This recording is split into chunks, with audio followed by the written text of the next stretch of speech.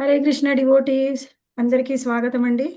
ఈరోజు మనము చైతన్య చరితామృతం డిస్కస్ చేస్తున్నాము. చైతన్య చరితామృతంలో ఇప్పటి వరకు మొదటి అధ్యాయంలో 43 శ్లోకాలను చూసాము. ఈరోజు మనం 44వ శ్లోకం నుంచి చర్చిద్దాం.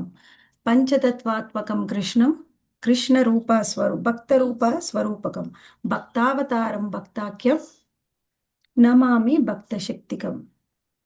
ఓం నమో మహావదన్యాయ కృష్ణ ప్రేమ ప్రదాయతే కృష్ణాయ కృష్ణ చైతన్య నామనే గౌరత్విషే నమః. ఇప్పటి వరకు చైతన్య చరితామృతంలో మనం 43 శ్లోకాలు చూసాం కదా. అందులో ఏం చెప్తున్నారు ముందుగా అంటే మొదటి 14 శ్లోకాలు చాలా ఇంపార్టెంట్. అందులో ఫస్ట్ 2 శ్లోకాల్లో మనకి ఏం చెప్పారంటే స్వయంగా శ్రీకృష్ణ భగవానుడి యొక్క 6 తత్వాల గురించి మనకి వివరించారు. అయితే ఈ 6 తత్వాలని కూడా ఈ మొదటి 2 శ్లోకాల్లో మనకి వివరించిన ఇవి 2 కూడా ఫస్ట్ ముందొక 15 శ్లోకాలు 19 శ్లోకాల వరకు కూడా మనకి మంగళాచరణం ఉంటుంది. ఈ మంగళాచరణలో ఏం చెప్పారు అనే విషయాన్ని మనకి మొదటి 2 శ్లోకాల్లో ఏం చెప్పారు అనేది మొదటి చాప్టర్లో మనకి వివరించారు. ఆ తర్వాత 3వ శ్లోకంలో మనకి ఏం చెప్పారంటే అసలు ఎవరు శ్రీకృష్ణ భగవానుడు ఎవరు ఆయన్ని ఎలా అర్థం చేసుకోవాలి అనేది మనకి 3వ శ్లోకంలో చెప్పారు. తర్వాత 4 మరియు 5వ శ్లోకంలో స్వయంగా ఆ శచీనందుడికి నమస్కారం చేసి ఆ తర్వాత ఆయన ఎందుకు భూమి మీద అవతరించారు స్వయంగా కృష్ణుడు చైతన్య మహాప్రభు రూపంలో అనేది మనకి 4వ శ్లోకంలో చెప్పారు.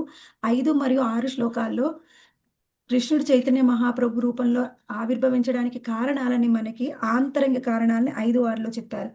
7 నుంచి 11 శ్లోకాల వరకు కూడా మనకి నిత్యానంద ప్రభు, ముఖ్యంగా శ్రీకృష్ణ చైతన్య మహాప్రభు యొక్క ప్రధాన విస్తారము నిత్యానంద ప్రభు గురించి మనకి వివరించారు. ఆ తర్వాత 11 వరకు 12 మరియు 13లో మనకు అద్వైతాచార్య గురించి వివరించారు. ఇదంతా కూడా మనం 6వ అధ్యాయంలో చూడవచ్చు. తర్వాత 14వ శ్లోకంలో చెప్పినటువంటి విషయం ఏమిటి, ఈ పంచతత్వ గురించి దానికి 7వ అధ్యాయంలో మనకి డీటెయిల్డ్గా వివరించారు.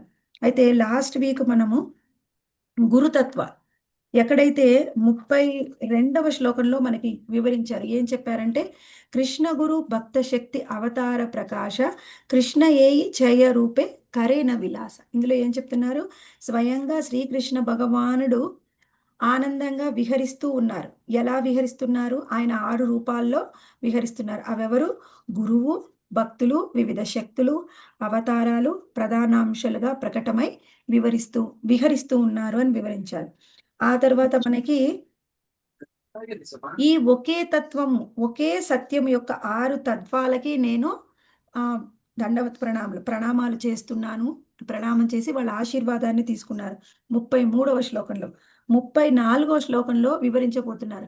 మంగళాచరణంలో మనకి 6 తత్వాలకి ప్రణామం చేశారనమాట. ఇది ఇంపార్టెంట్ శ్లోకము. ఇదే మనకి మొట్టమొదటి శ్లోకం అనమాట, 34వ శ్లోకం. అదేమిటి, వందే గురూన్ ఈశభక్తాన్ ఈశాన్ ఈశావతారకాన్ తత్ప్రకాశాశ్చ తశక్తి కృష్ణ చైతన్య సంజ్ఞకం. ఇందులో ఈ 6 తత్వాలు ఎవరు అనేది మనకు వివరించారు.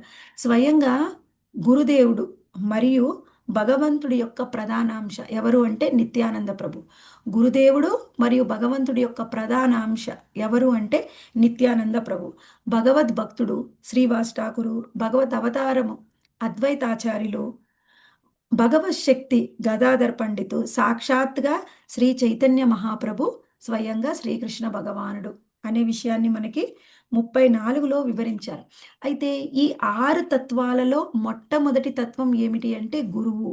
ఆ గురువు గురించి మనకు వివరించడం మొదలుపెట్టారు 35వ శ్లోకంలో. 35వ శ్లోకంలో ఏం చెప్తున్నారు, మంత్ర గురు ఆరయత శిక్ష గురుగణ తహార చరణ ఆగే కరియ వందన. నా దీక్షా గురువు పాదపద్మాలకి, శిక్షా గురువులందరికీ పాదపద్మాలకు తొట్టుతులత నమస్కారం చేస్తున్నాను. ఇక్కడ గురువు అంటే ఇది గురువు అని చెప్తున్నారు. అంటే 2 గురువులు ఎవరు, నా దీక్షా గురువు మరియు నా శిక్షా గురువులకి తొలుత నేను నమస్కారం చేస్తున్నాను అని చెప్పారు. ఆ తర్వాత 36వ శ్లోకంలో ఎవరు ఆయన యొక్క శిక్షా గురువులు అనేది మనకి వివరించారు. శ్రీ రూప గోస్వామి, ఆ తర్వాత సనాతన గోస్వామి, రఘునాథ భట్ట గోస్వామి, రఘునాథ దాస గోస్వామి,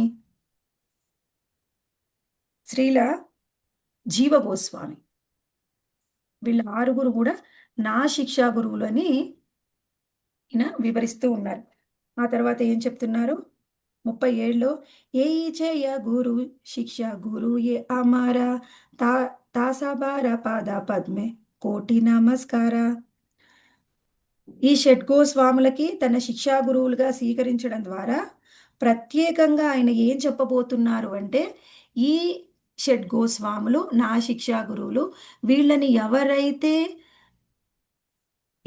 వీళ్ళని స్వీకరిస్తారో, వీళ్ళు చెప్పినటువంటి టీచింగ్స్ అంటే వీళ్ళు చెప్పినటువంటి పాఠాలను ఎవరైతే స్వీకరిస్తారో వాళ్ళు మాత్రమే గౌడీయ వైష్ణవులని ఖచ్చితంగా మనకి చెప్పారనమాట. 37వ శ్లోకంలో. 38లో ఏం చెప్తున్నారంటే, అటువంటి అసంఖ్యాకమైన భక్తుల్లో స్వయంగా శ్రీవాస ఠాకూరు ప్రధానుడు. ఆయన పాద పద్మాలకు నేను నమస్కరిస్తున్నాను అని 38లో మనకు చెప్పారు. 39లో అద్వైతాచార్యుడు ఆయన భగవంతుడి యొక్క అంశావతారము. ఆయన యొక్క పాద పద్మాలకు నేను స్వయంగా నమస్కారం చేస్తున్నాను. ఆయన యొక్క పాద పద్మాలకు నేను నమస్కారం చేస్తున్నాను అని ఇక్కడ మనకి వివరిస్తున్నారు. ఇక్కడ ముఖ్యంగా సరే ఇప్పుడు 43 వరకు చెప్పిన తర్వాత నేను చెప్తాను. 40వ శ్లోకంలో ఏం చెప్తున్నారంటే, నిత్యానందరాముడు భగవంతుని ప్రధాన స్వరూపము. ఆయన ద్వారానే నేను దీక్షితుడినయ్యాను. అందుకని ఆయనకు కూడా నేను నమస్కారం చేస్తున్నాను అని 40వ శ్లోకంలో చెప్పారు. 41లో భగవాని యొక్క ఆంతరంగిక శక్తికి నేను నమస్కరిస్తున్నాను. వారిలో గదాధర ప్రభు ప్రధానుడు. ఆయన యొక్క ఆంతరంగిక శక్తికి నేను నమస్కారం చేస్తున్నాను. వారిలో గదాధర ప్రభు ప్రధానుడు. 42లో శ్రీకృష్ణ చైతన్య మహాప్రభు సాక్షాత్తుగా దేవదేవుడు. ఆయన పాద పద్మాలకి అసంఖ్యాక ప్రణామములు. స్వయంగా శ్రీకృష్ణుడే చైతన్య మహాప్రభు. ఆయన పాద పద్మాలకి నమస్కరిస్తున్నాను అన్నారు. 43లో భగవంతునికి ఆయన అనుయాయులకు నమస్కరించి ఇప్పుడు ఒకటే అయిన ఈ 6 తత్వాలని వివరిస్తాను. భగవంతుడికి ఆయన అనుయాయులు అంటే ఆయన భక్తులు, ఆయన యొక్క నిత్య పారశులు ఎంతోమంది ఆయన భక్తులుగా ఆవిర్భవించారు కలియుగంలో. వాళ్ళందరికీ కూడా నేను నమస్కరిస్తున్నాను అని చెప్తున్నారు. ఈ ముఖ్యంగా మనకి ఈ పంచతత్వ ద్వారా ఏం చెప్పబోతున్నారు అంటే, చాలా ఇంపార్టెంట్ లెసను ఈరోజు మనం తెలుసుకోబోతున్నాము. ఈరోజు క్లాసు చాలా ఇంపార్టెంటు. వీలైన వాళ్ళందరూ కూడా బుక్ దగ్గర పెట్టుకొని, వీలైతే నోట్స్ దగ్గర ఉంచుకొని క్లాస్ వినండి. ఇప్పుడు మనం ఈరోజు క్లాస్ స్టార్ట్ చేసుకోబోతున్నాం. 44 శ్లోక. యద్యపి అమర గురు చైతన్యే రదాస తదాపి జానీయే అమితాహార ప్రకాశ. నా గురుదేవుడు శ్రీ చైతన్య మహాప్రభు దాసుడని తెలిసినప్పటికీ ఆయన భగవంతుని ప్రధానాంశని కూడా నాకు తెలుసు. నా గురుదేవుడు ఎవరు? స్వయంగా నిత్యానంద ప్రభు. ఆయన శ్రీ చైతన్య మహాప్రభు దాసుడని తెలిసినప్పటికీ ఆయన భగవంతుని యొక్క ప్రధానాంశం అని కూడా నాకు తెలుసు. ఇప్పటి వరకు ఎవరు చెప్పని తత్వాన్ని మనకి స్వయంగా మన గౌడీయ వైష్ణవ సిద్ధాంతంలో మన ఆచార్యులు మనకి వివరించారు. ఈ జ్ఞానం అంతా కూడా ఇచ్చింది ఎవరంటే స్వయంగా కృష్ణుడే. కానీ గౌడీయ వైష్ణవ సిద్ధాంతం ద్వారా ఇచ్చారు చైతన్య మహాప్రభు రూపంలో. ఏమిటి ప్రత్యేకత అంటే, మనకి ఏ వైష్ణవ సిద్ధాంతంలో అయినప్పటికీ కూడా, ఏ వైష్ణవ సిద్ధాంతంలో అయినా కానీ భగవంతుడు ఆయన ప్రధాన అవతారాలు, ఆయన యొక్క అవతారాలకి ఏమిటి అంటే కొంత శక్తి భేదాన్ని, కొంత స్థాయి భేదాన్ని చెప్పారు. కానీ ఎవరు కూడా స్వయంగా ఇప్పుడు బలరాముడు నిత్యానంద ప్రభు ఆయన యొక్క ప్రధాన అంశ. కృష్ణ భగవాన్ నుంచి వచ్చిన ప్రధాన విస్తారం ఆయనని ఏం చెప్తున్నారు? ముందుగా ఆయన చైతన్య మహాప్రభు యొక్క దాసుడు. మనకి ఇంతవరకు ఏం తెలుసంటే, ఇంత మహాప్రభు స్వయంగా ఆయన యొక్క శిష్యులైనటువంటి ఆచార్యుల ద్వారా మనకి జ్ఞానం ఇవ్వక ముందు మనం ఎలా అర్థం చేసుకున్నామంటే, కేవలం ఈ దాస అభిమాన అంటే దాసత్వ భావన అనేది జీవాత్మలకు మాత్రమే ఉంటుంది అని తెలుసుకున్నాం. కానీ ఈ దాసత్వ అభిమానం అంటే నేను కూడా దాసుణ్ణి ఎవరికి? స్వయంగా కృష్ణుడికి. స్వయంగా శ్రీకృష్ణ భగవానుడికి దాసులు కేవలం జీవాత్మలే కాదు, భగవంతుడి యొక్క ప్రధాన విస్తారాలు, భగవంతుడి యొక్క ప్రధాన అవతారాలు కూడా. అన్ని విష్ణు తత్వాలు కూడా భగవంతుడి యొక్క దాసులే. వాళ్ళకు కూడా దాసాభిమానం. అభిమానం అంటే ఏమిటి? మనని మనం ఈ విధంగా గుర్తించుకుంటున్నాం అన్నమాట. జీవాత్మలు ఏమిటి? ఎలా మనని గుర్తుంచుకోవాలంటే గోపీ భర్తు పదకమలయో దాస దాసాను దాస. గోపి గోపికల యొక్క భర్త అయినటువంటి కృష్ణుడి యొక్క దాస దాసాను దాస. ఎవరు? జీవాత్మలందరూ కూడా. కానీ మరి విష్ణు తత్వాలు ఆయన యొక్క ప్రధాన విస్తారాలు వాళ్ళు కూడా దాసులేనా? వాళ్ళు కూడా దాసులే. వాళ్ళు కూడా అదే దాస అభిమానంతోనే కృష్ణుడికి సేవిస్తూ ఉన్నారు. ఆ విషయాన్ని మనకిక్కడ వివరిస్తున్నారనమాట. ఇది చాలా చాలా ఇంపార్టెంట్. స్వయంగా విష్ణు తత్వాలే కృష్ణ భగవానుడి యొక్క దాసులు అని వాళ్ళు భావిస్తున్నట్టయితే, ఇంకా సామాన్యమైన జీవాత్మలం మనం ఎంత చెప్పండి? ఆటోమేటిక్‌గా మనకి కూడా అదే భావం ఉండాలి. దాన్ని మనకి డీటెయిల్‌గా వివరిస్తున్నారు. ఈ శ్లోకాలు కొంచెం ఇంపార్టెంట్ కాబట్టి వీలైన దగ్గర నేను భాష్యాన్ని చదువుతాను. ఇక్కడ ఏం చెప్తున్నారంటే, ప్రతి జీవుడు ప్రధానంగా భగవంతుడి దాసుడే. గురుదేవుడు కూడా భగవద్దాసుడే. ఆయన గురువు భగవంతుని ప్రత్యక్ష స్వరూపం. ఈ విశ్వాంతోనే శిష్యుడు కృష్ణ భక్తి భావనలో పురోగమింపగలుగుతాడు. గురుదేవుడు శ్రీకృష్ణునికి అభిన్నుడు. ఎందుకంటే ఆయన సాక్షాత్తుగా శ్రీకృష్ణుని స్వరూపము. ఇది చాలా ఇంపార్టెంట్. ఇక్కడ అండర్‌లైన్ చేసుకోండి. స్వయంగా గురువు కూడా శ్రీకృష్ణ భగవానుడి యొక్క స్వరూపం. కృష్ణుడికి, గురువుకి భేదం లేదు. ఆయన కూడా భగవంతుడి దాసుడే అయినప్పటికీ కూడా గురువు ఆయన ఏ విధంగా భావించాలి? కృష్ణ యొక్క దాసుడిగా భావించాలి. ఆయన యొక్క శిష్యులమైన మనము గురువు యొక్క శిష్యులు ఏ విధంగా భావించాలి అంటే, ఆయన శ్రీకృష్ణుడికి అభిన్నుడు. ఆయన సాక్షాత్తుగా శ్రీకృష్ణ భగవానుడి యొక్క స్వరూపుడు. సాక్షాత్తుగా బలరాముడైన నిత్యానంద ప్రభు ఆయన ఆది గురువు. బలరాముడికి శ్రీకృష్ణ భగవాను యొక్క ప్రత్యక్ష స్వరూపము, ప్రత్యక్ష విస్తారం, మొదటి విస్తారము. అయినా కానీ ఆయన కూడా శ్రీకృష్ణ భగవాను యొక్క లీలల్లో ఆయనకు సహాయం చేసేటటువంటి భగవద్దాసుడే. ఆయన ఇప్పుడు నిత్యానంద ప్రభువు కూడా భగవంతుడే. కానీ ఆయన సేవక భగవాన్. కృష్ణుడు సేవ్య భగవాన్. సేవ్య భగవాన్ అంటే సేవించబడేవాడు. సేవక భగవాన్ అంటే సేవ చేయాలనే భావం ఉంది కానీ ఆయన కూడా భగవంతుడే. ఆయనే నిత్యానంద ప్రభు.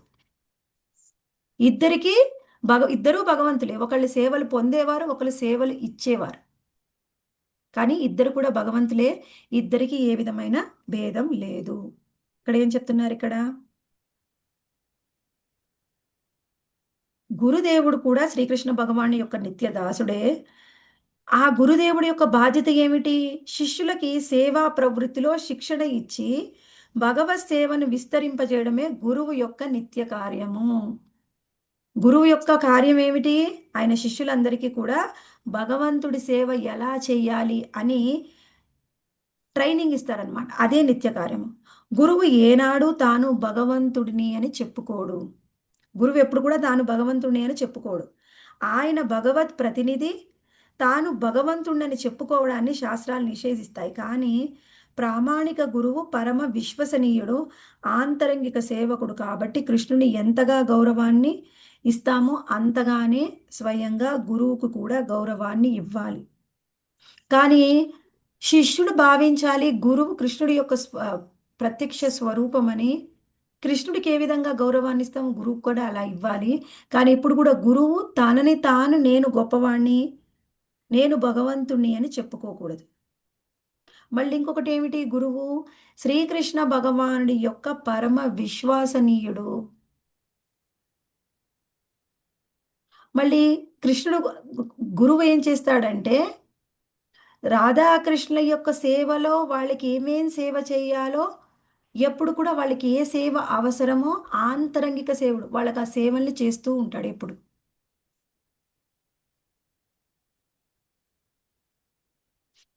అది గురువు యొక్క భావం ఏమిటి? మనకి గురువాష్టకంలో వస్తుంది.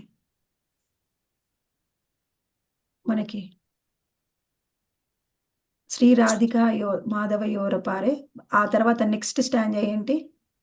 మాధుర్య లీలా గుణరూప నామ్న నెక్స్ట్ స్టాంజ్ యస్య ప్రసాద నికుంజయోను రతికేలిసిద్దై సాక్షాత్ నికుంజయోను శాస్త్రే నికుంజయోను రతికేళిసిద్దే రతికేలిసిద్దై యాయాలి బీరుక్తి రపేక్షణి తత్రాది దక్ష ప్రతివల్లభస్య వందే గురుశ్రీ చరణారవిందం. చాలా చాలా ఇంపార్టెంట్. గురువు ఏంటి అంటే ఆయన చేసేది రాధాకృష్ణుల యొక్క సేవలో వాళ్ళకి ఏ విధంగా సేవ చేయగలడో ఆ విధంగా ఎప్పుడు కూడా గురువు రాధాకృష్ణులకి సేవల్ని అందిస్తూ ఉంటాడు. వాళ్ళ యొక్క పరమ ఆంతరంగిక సేవకుడు. ఎటువంటి సేవలైనా అన్నీ ఇప్పుడు కొన్ని సేవలు ఉంటాయి, అన్ని సేవలు అందరికీ చెప్పరు, బయటి వాళ్ళందరికీ చేయడానికి పర్మిషన్ కూడా ఇవ్వరు. కేవలం ఆంతరంగిక సేవలు మాత్రమే, ఆంతరిక సేవకులు మాత్రమే ఆ సేవల్ని చేస్తూ ఉంటారు. అటువంటి పరమ ఆంతరంగిక సేవకుడు గురువు వాళ్ళిద్దరికి రాధాకృష్ణకి ఏ విధమైన సేవలు కోరుకుంటారో ఆ సేవల్ని వాళ్ళ మనసుని అర్థం చేసుకొని గురువు సేవ చేయడానికి సిద్ధంగా ఉంటాడు ఎప్పుడు. అటువంటిది పొజిషన్ గురువుది. ఆ తర్వాత మనకి చెప్తున్నారు 45వ శ్లోకంలో, గురు కృష్ణ రూపే హాయ శాస్త్రేర ప్రమాణే గురు రూపే కృష్ణ కృపాకారేణ భక్తగణే. శాస్త్ర ప్రమాణాన్ని అనుసరించి గురుదేవుడు శ్రీకృష్ణుడికి అభిన్నుడు. శ్రీకృష్ణుడే గురుదేవుని రూపంలో తన భక్తులని ఉద్ధరిస్తాడు. ఇక్కడ మనం ఇంపార్టెంట్ ఏం చెప్తున్నారు, శ్రీకృష్ణుడికి గురువు అభిన్నుడు, గురుదేవుడి రూపంలో తన భక్తులని ఉద్ధరించడానికి స్వయంగా కృష్ణుడే వస్తాడు. మనకి సాధారణంగా భౌతిక లోకంలో చెప్తూ ఉంటారు, ఆ భగవంతుడు అందరితో పాటు ఎల్లప్పుడూ ఉండలేక అమ్మని సృష్టించాడు అని. భౌతిక లోకంలో తల్లి ఎలాగా ఎప్పుడు కూడా బిడ్డల్ని అంటి పెట్టుకుని ఉంటుంది, వాళ్ళు పెద్దవాళ్ళు అయ్యే వరకు కూడా. పెద్దవాళ్ళు అయ్యి వాళ్ళకి రెక్కలు వచ్చిన తర్వాత అది వాళ్ళ ఇష్టం, వాళ్ళు ఎగిరిపోతారు. కానీ వాళ్ళు పెద్ద అయ్యే వరకు తల్లి ఎలా అంటి పెట్టుకొని ఉంటుందో భగవంతుడు కూడా మన ఆధ్యాత్మిక జీవితంలో మన ఆత్మ ఉన్నతి కోసం, ఆత్మ వికాసం కోసము మనం ఆ భగవంతుడికి స్వయంగా సేవలు అందించి ఆయన ధామానికి తిరిగి వెళ్ళడం కోసం తన యొక్క భక్తుల కోసం, తన యొక్క బిడ్డల కోసం స్వయంగా కృష్ణుడే గురువు రూపంలో భూమి మీదకి వస్తారు. ఇప్పుడు తల్లి ఎంతగా, పిల్లలు పెద్దవాళ్ళు కాకముందు తల్లి ఎంతగా ప్రేమిస్తుందో పిల్లల్ని, ఎంతగా పోషిస్తుంది, పాలిస్తుంది, ప్రేమిస్తుంది, అన్నిస్తుంది. అలా గురువు మనకి ఆధ్యాత్మికమైన తండ్రి. మన యొక్క అన్ని బాధ్యతలు తీసుకునేది గురువే. అటువంటి వాళ్ళే గురువు అనే పదానికి అర్హత కలిగిన వాళ్ళు. మిగిలిన వాళ్ళందరూ కూడా అర్హత కలిగిన వాళ్ళు కాదు. పూర్తిగా శిష్యుడు బాధ్యతల్ని తీసుకునే వాళ్ళే గురువు. మనకి ఇక్కడ ఇంకేం చెప్తున్నారు, అయితే ఈ గురువు ఎలా ఉంటాడు అంటే ఆయనకు అన్ని రకాల క్వాలిఫికేషన్స్ ఉన్నప్పటికీ గురువు తనని తాను నేను ఒక వినమ్ర సేవకుని మాత్రమే, నేను కృష్ణుడి యొక్క వినమ్ర సేవకుని. అయితే గురువు అలా చెప్పుకున్నంత మాత్రాన శిష్యుడు కేవలము ఆ గురువు మాటల్లోని ఆ గురువు ఏం చెప్తున్నాడు బయటికి అలా తీసుకోకూడదు. శ్రీలా కృష్ణరాజ కవిరాజ గోస్వామి మనకి ఏం చెప్తారు అంటే, స్వయంగా నేను ఎవరు అంటే నేను మీ అందరికీ ఆచార్యుని కాదు, నేను గొప్ప గురువుని కాదు, నేను కేవలం ఒక మలంలో పురుగు లాంటి వాడిని అని చెప్తూ ఉంటాడు. అంటే ఆయన అంత మాత్రాన చెప్పినంత మాత్రాన అలా అయిపోతారా?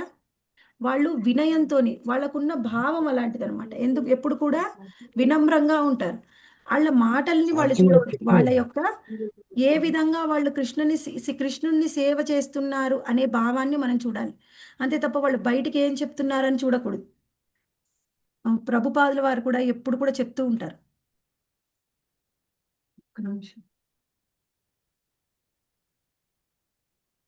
మా గురు మహారాజ్ ఎప్పుడైనా వాళ్ళ గురు మహారాజ్ యొక్క టాపిక్ వచ్చినా కానీ శ్రీల ప్రభుపాదుల వారు ఏం చెప్పేవారంటే, మా గురు మహారాజ్ చాలా గొప్పవారు, కానీ నేను మాత్రం ఒక సాధారణమైన వాడిని. ఎప్పుడు కూడా వాళ్ళ గురువుకి వాళ్ళు ఎంతో ఎంతో ప్రాధాన్యతనిస్తారు. వాళ్ళు ఎంత గొప్పవాళ్ళైనప్పటికీ వాళ్ళని వాళ్ళు వినమ్రులుగా భావిస్తూ ఉంటారు. స్వయంగా భక్తి సిద్ధాంత సరస్వతి ఠాకూరులోని ఒకసారి ఎవరు ఆయన బోట్లో వెళ్తూ ఉంటే అడుగుతారనమాట, మీరు చాలా గొప్పవాళ్ళు. మీరు చాలా బాగా సేవ చేస్తున్నారు. మీ గురు మహారాజ్ ఎప్పుడు ప్రచారం చేయలేదు. ఎవరికీ ప్రచారం చేసి కృష్ణ భక్తిలోకి తీసుకొచ్చిన మీకు చూడలేదు. మీరు చాలా గొప్పవాళ్ళు మీ గురువు కంటే అనంటే, అక్కడ వెళ్ళి ఆ బోట్‌ని చూపించి భక్తి సిద్ధాంత సరస్వతి ఠాకూర్ చెప్తారనమాట. ఇప్పుడు ఈ బోట్ వెళ్తూ ఉంది గదా! దీంట్లో ఏది ముఖ్యం అన్నిటికంటే? అన్నిటికంటే ముఖ్యం బోట్‌లో మోటార్ ముఖ్యం. మోటార్ ఆగిపోయిందనుకోండి అక్కడికక్కడ బోట్ అక్కడే పడవ ఆగిపోతుంది. ఆ నదిలో చిన్న నదైనా, ఒక పెద్ద కొలనైనా సరే, లేక్ అయినా సరే. ఆ మోటారేమో మా గురువు. నేను కేవలం ఈ పడవని నడిపిస్తూ ఉన్నానంతే. ఆ మోటార్ యొక్క శక్తి లేకపోతే ఈ పడవ ఎందుకు పనికిరాదు, ముందుకు పోదు అని. నా గురు మహారాజ్ చెప్పారు నాకు ప్రచారం చేయమని. అందుకే నేను ప్రచారం చేస్తున్నాను. కానీ నాకు ఏ విధమైన అర్హత లేదు అని స్వయంగా ప్రభుపాదుల వారు ఎప్పుడు పదే పదే చెప్తూ ఉంటారు. నిజంగానా? అది నిజమా? ఆయనకు శక్తి లేదా? ఆయన గొప్పవారు కాదా? వాళ్ళు ఎలా భావిస్తారు అంటే, వాళ్ళు కొంతమంది సాధారణంగా మేము గొప్పవాళ్ళమని లోపలికుంటుంది. కానీ బయటికి మాత్రం చెప్తూ ఉంటారు. అయ్యో! నాదేముందండి, నాకేం తెలుసండి. కానీ వాళ్ళకలా కాదనమాట. నిజంగా వాళ్ళని వాళ్ళు అలానే భావిస్తారు. మాకే శక్తి సామర్థ్యాలు లేవు. మాకు గురువు, ఆచార్యులు అవ్వడానికి అర్హత లేదు. కృష్ణరాజ కవిరాజ గోస్వామి ఏం చెప్తే నేనొక మలంలో పురుగు లాంటి వాడిని. నిజంగా అలానా? కాదు. కాకపోతే వాళ్ళకి నిజంగానే ఆ భావన ఉంటుంది. శుద్ధ భక్తుల యొక్క భావన అలానే ఉంటుందనమాట. మేము గొప్పవాళ్ళం కాదు అని ఎప్పుడు భావిస్తూ ఉంటారు. కానీ వాళ్ళు ఏం చెబుతున్నారు బయటికి కాదు. వాళ్ళు ఏం చెప్పినప్పటికీ వాళ్ళు ఏం చేస్తున్నారు? నిత్యం సర్వదా కృష్ణుడి యొక్క నామాన్ని జపిస్తూ ఉంటే, కృష్ణ యొక్క నామాన్ని వాళ్ళు రుచి చూస్తూ ఉంటే, వాళ్ళెప్పుడు కూడా కృష్ణ సేవలో ఆనందాన్ని పొందుతూ ఉంటే, వాళ్ళని చూసే మనం చెప్పవచ్చు. వీళ్ళు గురువులు, వీళ్ళు ఆచార్యులని. వాళ్ళు నోటి ద్వారా ఏం చెప్పారని ముఖ్యం కాదు. వాళ్ళ ఆచరణ ద్వారా మనకేం చెప్తున్నారు అది చాలా ముఖ్యం. ఓకే. నెక్స్ట్ 46 శ్లోక. ఆచార్యమ్మ విజానీయాం. ఆచార్యమ్మ విజానీయా విజానీయాత్ నా అవమ అవమన్యేత కర్హిచిత్ నామర్చ్య బుద్ధ్యా సూయేత సర్వదేవా మయో గురుః. ఈ శ్లోక చాలా ఇంపార్టెంట్. పర్పోర్ట్ కూడా ప్రభుపాల వారు ఎక్కువ ఇచ్చారు దీనికి. ఏం చెప్తున్నారో చూద్దాం. ఆచార్యుని స్వయంగా నన్నుగానే తెలుసుకోవాలి. ఏ రీతిగాను ఎన్నడను ఆయనను అవమానించకూడదు. సామాన్య వ్యక్తి అని తలపోస్తూ ఆయన పట్ల అసూయ చూపకూడదు. ఎందుకంటే ఆచార్యుడు సర్వదేవమయుడై ఉన్నాడు. చాలా ఇంపార్టెంట్ ఈ తాత్పర్యం. ఏం చెప్తున్నాడు? ఆచార్యుని స్వయంగా నన్నుగానే తెలుసుకోవాలి. అంటే ఆచార్యుని చూస్తున్నాము అంటే ఆయన స్వయంగా కృష్ణుడిని చూసినట్టుగానే భావించాలి. ఏ రీతిగాను ఎన్నడూను ఆయనని అవమానించకూడదు. ఇది అతి పతనమైన స్థితి అన్నమాట. ఒక శిష్యుడు గనక గురువుని అవమానిస్తే అంతకంటే పతనమైన శిష్యుడు ఇంకొకళ్ళు ఉండరు. ఇంక వాళ్ళ పతనం అప్పుడే ఆరంభమైనట్టు. ఇక్కడ ఏం చెప్తున్నారు? సామాన్య వ్యక్తి అని తలపోస్తూ ఆయన పట్ల అసూయ చూపకూడదు. సామాన్యంగా మనం చూడవచ్చు. గురు మహారాజ్ కూడా మనలాగానే భోజనం చేస్తున్నారు. ఆయన కూడా మనలాగే నిద్రపోతున్నారు. ఎక్కువ అలసిపోతే బస్సులో అయినా, ఎక్కడైనా కూర్చొని క్లాస్‌లో అయినా పాపం నిద్రపోతూ ఉన్నాడు. అంటే ఆయనకి నాకు భేదమేముంది? ఆయన నిద్రపోతున్నాడు, నేను నిద్రపోతున్నాను. ఆయన భోంచేస్తున్నాడు, నేను భోంచేస్తున్నాను. ఆయనకేం అవసరాలున్నాయి శరీరానికి, నాకు కూడా అవే అవసరాలున్నాయి. ఆయన ఏ విధంగా గొప్పవాడు? ఈ విధంగా సామాన్యమైన వ్యక్తిగా చూస్తూ ఉంటారు. ఇది కూడా కాకుండా అసూయ చూపకూడదు. అసలు అసూయ ఎందుకుంటుందండి గురువు మీద? కొంతమందుంటారు. ఎలా అంటే, గురు మహారాజ్ క్లాస్ ఏమంత గొప్పగా ఉంది? అంత గొప్పగా ఏం లేదు. గురు మహారాజ్‌కి ఆ క్లాస్‌లో గురువుకి అంటే గురువు అంటే ఎవరైనా కావచ్చు. శ్లోక చెప్తుంటే ప్రొనౌన్సియేషన్ కూడా సరిగ్గా రావట్లేదు. అసలు గురువు కంటే నాకే ఎక్కువ శ్లోకాలు గుర్తుంటాయి. నేనే ఎక్కువ శ్లోకాలు చెప్పగలను. కృష్ణ కథలలో కూడా ఊరికే మర్చిపోతూ ఉంటారు. ఆ పేరేంటి? ఈ పేరేంటి? అని అడుగుతారు. నేనైతే అసలు ఏమీ మర్చిపోను. నాకన్నీ కథలన్నీ గుర్తుంటాయి. By heart. నోటెడ్. ఎవరైతే ఈ విధంగా భావిస్తారో వాళ్ళు ఆల్రెడీ పతనమైన శిష్యులనమాట. ఇంకంటే అంతకంటే పతన స్థాయి అనేది ఉండదు. గురువుని ఎవరు కూడా ఆ విధంగా భావించకూడదు. గురువుని సామాన్యుడిగా చూడకూడదు. గురు మహారాజ్ క్లాసులో ఏముంది? ఆయన క్లాసులో గురువు క్లాసులో ఏముంది? అది నాకు తెలిసిందే. పర్పోర్ట్‌లో ఉందే చెప్పారు. కొత్తగా ఏమీ చెప్పలా. ఇంకా నా క్లాస్‌లోనే బావుంటది. ఎవరైతే ఈ విధంగా భావిస్తారో వాళ్ళు పతన స్థితిలో ఉన్నటువంటి శిష్యులు. ఎప్పుడు కూడా గురువుని చూసి అలా భావించకూడదు. వాళ్ళు అక్కడ ఉందే చెప్పినా, వాళ్ళు చెబితే ఆ పదానికి వాళ్ళు చెప్పిందే వాక్యము మనము చదివినా, మనం చర్చించుకున్న దానికంటే వాళ్ళు చెప్తే దానికి ఎంతో ప్రాధాన్యత ఉంటుంది. ఎందుకంటే వాళ్ళ నోటి నుంచి ఏది వస్తుందో, ఏది పలుకుతారో అది 100% కరెక్ట్. అది నిజమై తీరుతుందనమాట. ఎందుకంటే వాళ్ళలో అంత పవిత్రత ఉంటుంది. అందుకని బయట నుంచి చూసి శ్లోకాలు ఎలా చెప్తున్నారు, అదే చెప్పారా, ఆళ్ళో కొత్త పాయింట్ ఏం లేదు, అలా ఎప్పుడు కూడా గురువుని చూసి భావించకూడదు. ఇంకొకటి ఏం చెప్పారు? ఆచార్యుడు సర్వదేవమయుడై ఉన్నాడు. సర్వదేవమయుడై ఉన్నాడు అంటే ఏంటి? ఆచార్యుల్లో సకల దేవతలు కూడా కొలువై ఉంటారు కాబట్టి, ఎవరైతే ఆచార్యుని గురుదేవుణ్ణి పూజిస్తారో మిగిలిన ఏ దేవీ దేవతల్ని పూజించవలసిన అవసరం లేదు. ఇది చెప్తున్నారు ఇక్కడ మనకి. ఆచార్యుడు సర్వదేవమయుడై ఉన్నాడు. సర్వదేవమయుడై ఉన్నాడు అంటే ఏంటండి? హరే కృష్ణ మాతాజీస్ ప్రభుజీస్. సకల దేవతలందరూ కూడా ఆచార్యులో ఉంటారండి మాతాజీ. ఆ! అందరికంటే ఎక్కువ ఉంటే మనం ఏం చేయాలని చెప్తున్నారు ఇక్కడ? ఆయన్ని భగవంతుడిగా కొలవాలి మాతాజీ. ఓకే. భగవంతుడిగా కొలుస్తాం. ఇంకా? ఇంకా ఏం చెప్పారు? హరే కృష్ణ. గురువుని ఏనాడు కూడా తక్కువగా విమర్శించకూడదు మాతాజీ. ఆయన అది చెప్పేది వేరు. నోటితో అది చెప్పేది. వేరు. అది పై లైన్‌లో చెప్పాను. సర్వదేవమయుడై ఉన్నాడు అంటే ఏంటి? శరణాగతి చేయాలి గురువుకి. దేవతలు ఆయనలో ఉంటారు. అన్ని దేవతలు ఆయనలో ఉన్నారు అంటే ఏంటి అర్థం? సర్వదేవతలు హరికృష్ణ కూడా మాతాజీ అంటే ఆయన గురువుని మనము ఇంకా ఆయన ఆ గురువు భగవంతుడితో తప్ప సమానం. మనకి ఏది ఎక్కువ కాదు అని కంప్లీట్ గా గురువుకి శరణాగతి అవ్వాలి మాతాజీ. అది ఓకే అయితాం. ఇక్కడ సర్వదేవమయుడై ఉన్నాడు అంటే అర్థం ఏంటి అంటే, దేవతలు కూడా ఎవరైతే గురువుని పూజిస్తారో ఇంక వాళ్ళు ఏ దేవీ దేవతల్ని పూజించవలసిన అవసరం లేదు. ఉమ్. ఏ దేవీ దేవతల్ని పూజించాల్సిన అవసరం లేదు. ఇప్పుడు మీ అవును మనసులో మాతాజీ. ఇంకా ఎవరైనా ఉన్నారని కొంతమందికి ఉంటుంది. కృష్ణుడే చాలా మాతాజీ ఇంకెవరిని పూజించట్లేదు. ఇంతకుముందు అది వాళ్ళని పూజించేవాళ్ళం, వీళ్ళని పూజించేవాళ్ళం అని ఉంటే ఎప్పుడైతే ఎవరైతే రోజు గురువుని పూజిస్తారో వాళ్ళు ఇంకెవ్వరిని పూజించాల్సిన అవసరం లేదు.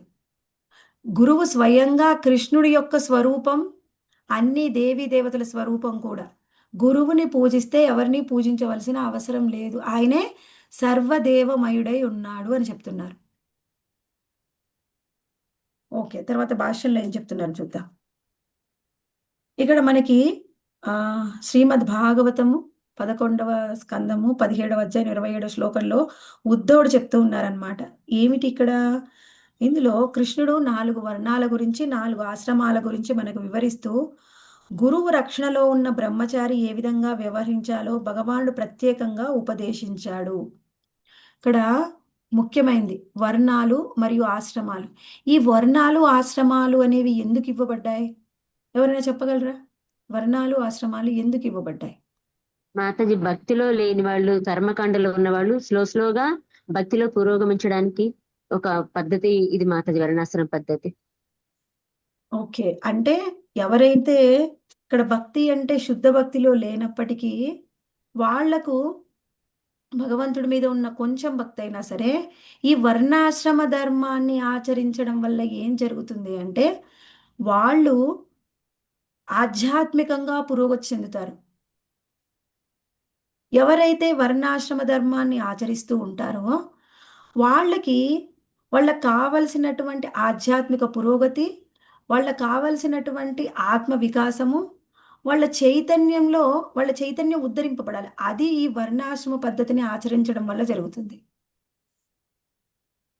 ఎవరు ఇక్కడ ఈ వర్ణాశ్రమ పద్ధతిని గనక కరెక్ట్‌గా యాజ్ పర్ భగవద్గీత ఎవరైతే ఆచరిస్తారో, కృష్ణుడు ఏ విధంగా చెప్పారో అలా ఆచరించినట్లయితే, ఇంకా వాళ్ళు ఎప్పుడైతే ఆ వర్ణాశ్రమ ధర్మాన్ని పక్కాగా ఆచరించినట్లయితే, వాళ్ళు శుద్ధ భక్తికి పురోగతి చెందగలరు. వాళ్ళు శుద్ధ భక్తులు అవ్వగలరు. ఇక్కడ ఈ వర్ణాశ్రమ విధానంలో చెప్పింది ఏంటి మనకి? ఎవరైతే వర్ణాశ్రమ ధర్మాన్ని భగవద్గీతలో చెప్పిన విధంగా ఆచరించినట్లయితే వాళ్ళు శుద్ధ భక్తులే ఇంకా. అది చాలా ముఖ్యం. ఇక్కడ ఆ వర్ణాశ్రమంలో ఇక్కడ ఏం చెప్తున్నారు? బ్రహ్మచారికి ట్రైనింగ్ ఇస్తున్నారంట. బ్రహ్మచారికి భగవంతుడు ప్రత్యేకంగా ఉపదేశించారు. అయితే ఇక్కడ ఈ బ్రహ్మచారులు ఏమవుతారు? కొంతమంది గురువు యొక్క ఆంతరంగిక శిష్యులు అవుతారు. ఇప్పుడు గురువుకు చేసే సేవ 2 విధాలుగా ఉంటుంది. వాణి సేవ, వాపు సేవ. గురువు యొక్క వాణి సేవ మనలాంటి వాళ్ళందరూ చేస్తూ ఉంటారు. వాపు సేవ చేసేవాళ్ళు గురువు యొక్క పక్కనే ఉంటారు. ఎప్పుడు కూడా వాళ్ళు సేవ చేస్తూ ఉంటారు. గురు మహారాజ్ యొక్క సర్వెంట్స్. వాళ్ళు వాపు సేవ చేస్తారు. అయితే ఎప్పుడు కూడా గురువు ఎలా ఉంటాడు అంటే, కొంతమంది భౌతికమైన వ్యక్తులు ఆ గురు శిష్యుల సంబంధాన్ని చూసి, గురువుకి శిష్యులు చేసే సేవను చూసి, ఈ గురువు ఒక భోగి. భోగించడం కోసం శిష్యుల్ని ఏర్పాటు చేసుకొని వాళ్ళతోని సేవల్ని పొందుతూ ఉన్నాడు. ఎప్పుడు కూడా గురువు భోగి కాదు. గురువు తండ్రి. తల్లిదండ్రులతోని సమానం. గురువు తల్లిదండ్రులతోని సమానం. ఎలా అంటే, సేవ చేసే శిష్యుడికేమో భావం ఏముంటుందంటే దాసాభిమానం. అంటే నేను ఆ గురువు యొక్క దాసుణ్ణి అనే భావం ఉండాలి. సేవలు తీసుకునే గురువుకి ఏం భావం ఉండాలి అంటే వాత్సల్య భావం ఉండాలి. ఎందుకంటే శిష్యుణ్ణి వాత్సల్య భావంతోని, ఇప్పుడు తల్లిదండ్రులు ఎలా వాత్సల్య భావంతో పిల్లల్ని పెంచి పెద్ద చేస్తారో, అలాగే గురువు కూడా ఆ శిష్యుల్ని ఆధ్యాత్మికంగా పెంచి పోషించి వాళ్ళని పెద్దవాళ్ళని చేసి వాళ్ళని సరి అయిన భక్తులుగా, ఉత్తమ భక్తులుగా తీర్చిదిద్ది భగవద్ధామం వెళ్ళడానికి యోగ్యులుగా తయారు చేస్తారు. అది గురువు యొక్క భావన. అది వాత్సల్య భావన. అంతేగాని గురువు భోగించడం కోసం శిష్యుల్ని పెట్టుకోలేదు పక్కన. ఈ విధమైన భావన ఉంటుంది కదా. అది ఎవరికైతే అసలైన గురువు ఎవరో వాళ్ళ బంధం తెలుసుకోలేని వాళ్ళు ఉంటారు. ఎందుకంటే భౌతికమైన లోకంలో మనం అటువంటి గురువుల్ని ఎక్కువ మందిని చూస్తూ ఉంటాం. కాబట్టి ఆ విధంగా భావిస్తూ ఉంటారు. కానీ గురువు ఎప్పుడు ఆ విధంగా సేవలు తీసుకోవాలి, నేను భోగిని అవ్వాలి అని కోరుకోడు. ఇంకా గురువు ఏం చేస్తున్నారంటే, ఇప్పుడు శ్రీకృష్ణ భగవానుడు సేవలు స్వీకరిస్తున్నారు. మనం ఆయన్ని సేవించాలి. ఏం సేవలు చేస్తాం? ఉదయం లేని జపం చేయడము, భగవద్గీత భాగవతం వినడము, భోగా తయారు చేయడము. మనం జపకం చేయకపోయినా, మనం భగవద్గీత వినకపోయినా, భోగా చేయకపోయినా కృష్ణుడికి ఏమన్నా నష్టమా? ఆయనకేం నష్టం లేదు మాతాజీ, మనమే పతనం అవుతాం చేసుకోకపోతే. ఆ మనకే నష్టం. మనకి నష్టం. ఇప్పుడు మనం అటు ఇటు కాలని దోశని, మనకి ఇష్టమైనట్టు వచ్చిన చట్నీని చేసి కృష్ణుడికి తయారు చేసి పెడితే రాధారాణి చేసిన దానికంటే బాగుంటుందా టేస్టీగా? ఏదో చేసి పెడుతున్నాం మాతాజీ పాపం ఆయనకి. ఏదో మనకు వచ్చినట్టు ఒక్కొక్కళ్ళు ఒక్కొక్క విధంగా టేస్ట్లలో వింత వింత టేస్ట్లలో తయారు చేసి పెడుతున్నాం. అవసరమా అవును ఆయనకి మన ఈ మాతాజీ. టేస్ట్లు, ఈ టేస్టీ లేదు. దోశలు ఇడ్లీలు అవసరమా? ఏదో మనం ఉద్ధరింపబడ్డానికే, మనకే నష్టం చేసుకోకపోతే. మన కోసం కృష్ణుడు స్వీకరిస్తున్నాడు, మనను ఉద్ధరించడం కోసం. అవును మాతాజీ. అలాగే గురు మహారాజ్ కూడా మనకు అవకాశాన్ని ఇస్తున్నాడు. ఆయన స్వేవలు స్వీకరిస్తున్నాడు అంటే మనకు అవకాశాన్ని ఇస్తున్నాడు. గురువు మంచిగా ఫిట్గా అన్ని పనులు ఆయన చేసుకుంటే ఇంకా మనం ఏం చేస్తాం చెప్పండి? ఆయన మనకి సేవ చేసే భాగ్యాన్ని ఇస్తున్నాడు, ప్రచారం చేసే భాగ్యాన్ని ఇస్తున్నాడు. ప్రతి ప్లేస్ లో గురు మహారాజే వచ్చి చేస్తే మనం ఏం చేస్తాం? మనకి కొంత భాగ్యాన్ని ఇస్తున్నాడు. సుకృతి ఇస్తున్నారు. మంచి అంతే తప్ప గురువు భోగి కాడు. గురువు ఎప్పుడు కూడా తల్లిదండ్రులతోని సమానం. అందుకనే గురువుని ఏమంటారు? ఆయన మన ఆధ్యాత్మికమైన తండ్రి, స్పిరిచువల్ ఫాదర్. అందరికీ, ఆయన శిష్యులందరికీ కూడా తండ్రితో సమానం. గురువు తల్లి మరియు తండ్రితో సమానం. ఇక్కడ తర్వాత ఏం చెప్తున్నారు? గురువు ఆచార్యుడని కూడా పిలువబడతాడు. ఇక్కడ అయితే ఆచార్యుడిని పిలువబడతారు. మనం ఎప్పుడు ఆచార్యుడు చెప్పుకుంటూ ఉంటాం కదా. మరి ఆచార్యుడు అంటే ఎవరు? ఇక్కడ డెఫినేషన్ ఇచ్చారు చూడండి. మను సంహితలో చెప్పారంట. ప్రామాణిక గురువు శిష్యుల భారాన్ని స్వీకరించి వారికి మర్మ సహితంగా వేద జ్ఞానాన్ని బోధించి ద్వితీయ జన్మని ప్రసాదిస్తాడు. ఇది చాలా ఇంపార్టెంట్. ఏం చేస్తాడు? ప్రామాణిక గురువు శిష్యుల యొక్క భారాన్ని స్వీకరిస్తాడు. భారాన్ని స్వీకరించడం అంటే ఏమిటండి? వాళ్ళందరూ బరువు మోస్తాడా? మన కర్మలు కర్మలు కూడా తీసుకుంటారు. ఆయన స్వీకరిస్తారు. మనం చేసిన ఎన్నో జన్మల్లో ఉన్నటువంటి కర్మలన్నిటిని కూడా స్వీకరిస్తారు. స్వీకరిస్తారు. అంటే ఎన్ని కర్మలు ఉన్నాయి మరి ఒక్కొక్కళ్ళకి? అంటే ఒక్కొక్క వ్యక్తికి, ఒక్కొక్క శిష్యుడికి మేరు పర్వతం ఎంత పెద్ద ఉందో అన్ని కర్మలు ఉంటాయంట. అందులో ఎన్ని ఎన్ని కర్మలు ఇప్పుడు మనకు ఉన్నది మనమే మొయ్యలేక ఎన్నో అనర్థాలు, ఆ కర్మల వల్లనే ఎంతో మంది మనని బాధ పెడుతూ ఉంటారు. వాటిని మనమే భరించలేక జీవితాంతం ఆ కర్మల్ని ఉన్న మనయి కొన్ని మనయే మనం ఈడవలేకపోతూ ఉంటాం ఈ జన్మంతా. కానీ గురువు ఎంతమందిని స్వీకరిస్తారో అంతమంది కర్మల్ని కూడా స్వీకరిస్తారు. అంతమంది. ఇక్కడ చూడండి ఎంత గొప్ప త్యాగము. ఇంకేం చెప్తున్నారు? మర్మ సహితంగా వేద జ్ఞానాన్ని బోధించి వేద జ్ఞానాన్ని ఇస్తారు, ద్వితీయ జన్మని ప్రసాదిస్తారు. ద్వితీయ జన్మని ఎలా ప్రసాదిస్తారు? ఇది చాలా ఇంపార్టెంట్. మనకు పుట్టుకతో ఒక జన్మ వస్తుంది. ఎప్పుడైతే మనకు గురువు మనని స్వీకరిస్తారో అప్పుడు మనకి రెండవ జన్మ వస్తుంది. అది అసలు జన్మ. పుట్టుకతో అందరం కూడా ఏమిటి? శూద్రులమే. ఎప్పుడైతే గురువును పొందుతామో అప్పుడు ద్వితీయ జన్మ, అది అసలైన జన్మ. అప్పుడు మనకు అసలైన తండ్రి కూడా దొరుకుతారు. ఇప్పుడు మనకున్నటువంటి తండ్రి ఈ జన్మ వరకే బంధం. మళ్ళీ శరీరాన్ని వదిలేస్తే మళ్ళీ వేరొక తండ్రి. ఆ తండ్రి ఒకవేళ మనుషులమైతే మనిషి రూపంలో ఉన్న తండ్రి దొరుకుతాడు. అదే ఏదో ఒక జంతువు అయితే ఆ జంతువు ఇంకొక జంతువు తండ్రి రూపంలో వస్తాడు. అంటే ఇక్కడ ఏం తెలుసుకోవాలి మనం? మనకి తండ్రి స్వయంగా గురు మహారాజ్ ఈ జన్మకే కాదు, ఎన్నో జన్మలకి. ఇక్కడే కాదండి, భగవద్ధామానికి వెళ్ళిన తర్వాత కూడా మన గురువు ఎప్పుడు మనతోనే ఉండి అక్కడ కూడా మనకి ఇన్స్ట్రక్షన్స్ ఇస్తారు, అక్కడ కూడా మనకి హెల్ప్ చేస్తారు. ఇంకైనా శాశ్వతమైన తండ్రి మనకి. భౌతికమైన తండ్రి కేవలం ఈ జన్మకు మాత్రం. ఇంక ఇక్కడ ఏం చెప్తున్నారు? గురువు దరి చేరలేని వాడు యజ్ఞోపవీతాన్ని ధరించలేడు. ఈ విధంగా అతడు శూద్రుడని సూచింపబడును. ఇక్కడ యజ్ఞోపవీతం అంటే కేవలం పురుషులకే ఇస్తారు, స్త్రీలకు ఇవ్వరు. అంటే కొన్ని సంస్కారాలు ఉంటాయి. ఇక్కడ ఏమిటి? దశవిధ సంస్కారాలు అని చెప్తారు. ఎన్ని సంస్కారాలండి? దశవిధ 10 దశవిధ సంస్కారాలు. సంస్కారాలు. ఈ 10 సంస్కారాల్లో కూడా కొన్ని సంస్కారాలు ఉంటాయి. ఏమిటి? పుట్టుకకు ముందే ఎప్పుడైతే వివాహం చేస్తారో అప్పుడే సంస్కారాలు మొదలవుతాయి. అదేమిటి? మొట్టమొదటిది గర్భాధాన సంస్కారము. ఏం సంస్కారం అండి? గర్భాధాన సంస్కారం. గర్భాధాన సంస్కారం.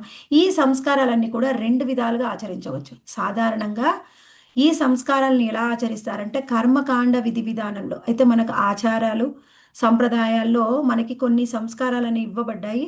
అవన్నీ ఇంతవరకు మన జనరేషన్ వరకు అయితే ఆచరిస్తూ వచ్చారు మన పెద్దవాళ్ళు. మనం కూడా ఆచరిస్తూ వస్తున్నాం. తర్వాత మన జనరేషన్ వాళ్ళు, నెక్స్ట్ జనరేషన్ వాళ్ళు ఆచరిస్తారో లేదో కూడా తెలియదు. కానీ ఈ సంస్కారాలు ఏమిటి? ఎప్పుడైతే వివాహం జరుగుతుందో అప్పుడే ఈ సంస్కారాలు మొదలవుతాయి. మొట్టమొదటిది ఏమిటి? గర్భాధాన సంస్కారం. గర్భాధాన సంస్కారం అయిపోగానే 11వ రోజు ఒక సంస్కారాన్ని చేస్తారు. ఆ తర్వాత నామకరణ సంస్కారం ఉంటుంది. నామస్కరణ సంస్కారం అయిపోగానే అన్నప్రసన, అంటే అన్నాన్ని తినిపిస్తారు ఫస్ట్, అదొక సంస్కారం. ఆ తర్వాత అక్షరాభ్యాస సంస్కారం. ఆ తర్వాత ఉపనయన సంస్కారం. ఉపనయన సంస్కారంలో గురువుని పొందవచ్చు. అయితే ఈ ఉపనయన సంస్కారం ఏమో పురుషులకు ఉంటుంది, స్త్రీలకి వేరే సంస్కారం ఉంటుంది. వాళ్ళు ఎప్పుడైతే పెద్ద అవుతారో వాళ్ళకు వేరే సంస్కారం ఉంటుంది. ఆ తర్వాత మనకి మళ్ళీ వివాహం జరిగే వరకు కూడా 10 సంస్కారాలు ఉంటాయి పూర్తిగా. ఈ 10 సంస్కారాలని కూడా మనం కర్మకాండ విధి విధానంలో మనం ఆచరిస్తూ ఉన్నాం. కానీ ఎవరైతే వైష్ణవులో వాళ్ళు కూడా ఈ సంస్కారాలని ఆచరిస్తారు. కానీ ప్రతి సంస్కారాన్ని కూడా వైష్ణవులు ఏ విధంగా ఆచరించాలి అని మనం చెప్పుకున్నాం. నేను అనుకుంటున్నాను గోపాల భట్ట గోస్వామి ఈ వైష్ణవులు ఏ విధమైన సంస్కారాలను ఎలా ఆచరించాలి అని చెప్పారు. అంతే కదా మాతాజీ? ఒక బుక్ రాశారని చెప్పారు మాతాజీ. ఒక బుక్ రాశారు స్పెషల్ గా. ఒక్కొక్క వైష్ణవుడు ఏ విధంగా ఈ దశవిధ సంస్కారాలని ఆచరించాలని.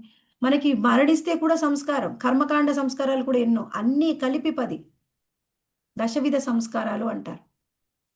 పుట్టుక నుంచి ఒక మనిషి పుట్టక ముందు నుంచి సంస్కారాలు మొదలు పెడితే ఆ తర్వాత మళ్ళీ ఆయనకి వివాహం జరిగి ఆయన మళ్ళీ మరణించే వరకు దశవిధ సంస్కారాలు ఉంటాయి. కానీ భక్తులు ఏ విధంగా ఉంటారు అంటే, భక్తులు ఇవే సంస్కారాన్ని ఏ విధంగా ఆచరిస్తారు? భక్తులు ఎలా ఆచరిస్తారు? ప్రతీది కూడా కృష్ణ చైతన్యంలో ఈ సంస్కారాలను ఆచరిస్తారు. కృష్ణ భక్తిలో. ఇప్పుడు కర్మకాండ అనేది ఒక ఆచారం ద్వారా చేస్తారు. ఈ గర్భాధాన సంస్కారము. ఎలా అంటే వాళ్ళు చేసినట్టు ఆ సంస్కారం వల్ల ఏమిటి? ఒక బ్రాహ్మణుణ్ణి ఒక ఒక బ్రాహ్మణ ఆత్మని ఆహ్, గర్భంలో ప్రవేశించే విధంగా వాళ్ళ సంస్కారాలుంటాయి. కానీ ఎప్పుడైతే ఇద్దరు కూడా భార్యాభర్తలు భక్తులైతే వాళ్ళు కొన్ని విధి విధానాల్ని పాటిస్తూ వాళ్ళు ఎక్కువగా కృష్ణనామ జపాన్ని జపిస్తూ ఏ విధంగా చెప్పారో ఆచార్యులు ఆ విధంగా వాళ్ళు పిల్లల్ని కంటే అప్పుడు వాళ్ళు ఉత్తమ భక్తుల్ని బిడ్డలుగా పొందుతారనమాట. ఈ సంస్కారాలన్నీ ఎందుకు అంటే మనని ఆధ్యాత్మికంగా పురోగతి చెందడం కోసం మనకు ఉపయోగపడతాయి. మనము ఖచ్చితంగా చెప్పుకోవాలంటే మన చైతన్యాన్ని ఉద్ధరించే సంస్కారాలు. ఎప్పుడైతే భక్తిని జోడిస్తామో కృష్ణ చైతన్యంలో ఉంటాయి. భక్తిని జోడించకపోతే అప్పుడు కూడా మన చైతన్యాన్ని ఉద్ధరిస్తాయి. కాకపోతే ఎప్పుడైతే భక్తిని జోడిస్తామో, కృష్ణుని జోడిస్తామో ఇంకా ర్యాపిడ్ అనమాట. ఎలా మనం ఫ్లైట్‌లో వెళ్ళినట్టు. కర్మకాండ విధి విధానంలో కూడా ఉత్తమంగా ఉంటుంది. కానీ అది ఫ్లైట్ జర్నీ కాదు. ఈ సంస్కారాలు చాలా ఇంపార్టెంట్. ఇక్కడ ఇంకేం చెప్తున్నారు? గురువుని దరిచేరలేని వాడు యజ్ఞోపవీతాన్ని పొందలేడు. ఎవరైతే వాళ్ళు పొందలేరో వాళ్ళు శూద్రులతోనే సమానం. ఇంకేం చెప్తున్నారు? ఇక్కడ బ్రాహ్మణుడు, క్షత్రియుడు, వైశ్యుడు ఆయన యజ్ఞోపవీతాన్ని వాళ్ళు స్వీకరిస్తారు. కానీ గురువు ద్వారా గురువు మంత్రదీక్ష పొంది అప్పుడు యజ్ఞోపవీతాన్ని స్వీకరించాలి. అది సరి అయిన ఉపనయన సంస్కారం. అంతే తప్ప కర్మకాండలో కూడా గురువుని స్వీకరించాలి, మంత్రదీక్షనిస్తారు. అప్పుడు వాళ్ళు చెప్పింది మనము ఆ పిల్లలు పాటించాలన్నమాట. ఎప్పటి నుంచి అంటే ఎప్పుడైతే టీనేజ్ కంటే ముందు నుంచే ఇది ప్రారంభమవుతుంది. 10-12 ఏళ్ల వయసులోనే ఉపనయన సంస్కారం చేస్తారు. మాకు 11 సంవత్సరాల నుంచి చేస్తారు. కొంతమంది 12 అంటారు, 13 అంటారు. కానీ ఆ సమయంలో అంటే టీనేజ్ వయసు మొదలు అయ్యే ముందే అప్పుడు చేస్తారనమాట ఉపనయన సంస్కారం. అయితే ఇక్కడ ఎవరైతే భక్తులో వాళ్ళకు కూడా జరుగుతుంది. వాళ్ళు కూడా గురువుని పొందుతారు. అప్పుడు వాళ్ళు కూడా మంత్రదీక్షితులు అవుతారు. కానీ కొంతమంది ఇప్పుడేం చేస్తున్నారు, చాలా కుటుంబాల్లో గురువు ఉండడు, మంత్రం ఉండదు, ఏముండదు. పెళ్ళికి ముందు ఉపనయనం అని చేస్తారు. పేరుకి అదొక ఒక సంస్కారం చేసి వాళ్ళకి యజ్ఞోపవీతాన్ని వేస్తారు. అది ఏమిటి అంటే ఒక కులం నుంచి వచ్చేదనమాట. మేము ఈ కులానికి చెందిన వాళ్ళమని చెప్పుకోవడానికి పేరుకు చేసే ఉపనయన సంస్కారాలన్నీ వాటి విలువ శూన్యము. వాటి వల్ల ఏ లాభము ఉండదు అని చెప్తున్నారు. ఎప్పుడైతే శిష్యుణ్ణి యజ్ఞోపవీత ధారణ ద్వారా శిష్యుణ్ణి దీక్షితుని చెయ్యాలి. అది గురువు యొక్క బాధ్యత. ఈ విధంగా ఎవరైతే దీక్షితులు ఎవరో అప్పటి వరకు వాళ్ళకు వేదోపదేశం అనేది ఉండదు. దీక్షితులు అయిన తర్వాతవే వేదోపదేశం చేస్తారు. అయితే ఎప్పుడైతే శూద్రుడిగా జన్మ తీసుకున్నవాడు గురువుని పొందడానికి అర్హత లేనివాడు. అయితే ఇక్కడ మనం ఒకటి అర్థం చేసుకోవాలి. శ్రీల ప్రభుపాదుల వారు ఏం చెప్పారు? శూద్రుడైనంత మాత్రాన ఆయన అర్హుడు కాదు. భక్తి చేస్తే కనుక అన్ని పాటిస్తే వాళ్ళకు కూడా అక్కడ దాకా తీసుకెళ్తారు. అంటే జన్మతః కాదు మనకు కులం అనేది వచ్చేది గుణ మరియు కర్మల్ని బట్టి వస్తుంది. అయితే ఇక్కడ మనం ఒకటి అర్థం చేసుకోవాలి. గుణ కర్మలు అనేవి గుణ కర్మల్ని బట్టే మనకి మానవ జన్మ లభిస్తుంది. ఇప్పుడు బ్రహ్మదేవుడు మనందరికీ కూడా ఒక శరీరాన్ని ఇస్తాడు. ఈ శరీరాన్ని దేని ఆధారంగా చేసుకొని ఇస్తాడు? 84 లక్షల జీవరాశుల్లో దేన్ని ఆధారంగా చేసుకొని మనకి శరీరాన్ని ఇస్తాడు అంటే గుణ కర్మల్ని ఆధారంగా చేసుకొని. అంతే తప్ప ఊరికేనే అలా శరీరాన్ని ఇవ్వడు. గుణ మరియు కర్మల్ని ఆధారంగా చేసుకునే మనకి శరీరాన్ని ఇస్తాడు. మరి అలాంటప్పుడు గుణకర్మల్ని ఆధారంగా చేసుకున్నప్పుడు అలానే జన్మ తీసుకున్నప్పుడు మరి ఎందుకు ప్రభుపాదుల వారు అలా చెప్పారు? ప్రభుపాదుల వారి ఉద్దేశం ఏంటి అంటే ఇక్కడ మనము కేవలం జన్మించగానే బ్రాహ్మణ కుటుంబంలో వాళ్ళు బ్రాహ్మణులు అయిపోరు. బ్రాహ్మణులు ఏం చేస్తున్నారో ఆ సంస్కారాలన్నింటినీ కూడా పొంది వాటిని ఆచరించాలి అని. జన్మతః బ్రాహ్మణ కాదు, గుణ మరియు కర్మతః బ్రాహ్మణులు అవ్వాలి. అంటే కొంతమంది కేవలం జన్మతః బ్రాహ్మణులు అయినంత మాత్రం మేము బ్రాహ్మణులు అని చెప్పుకుంటారు. అలా కుదరదు.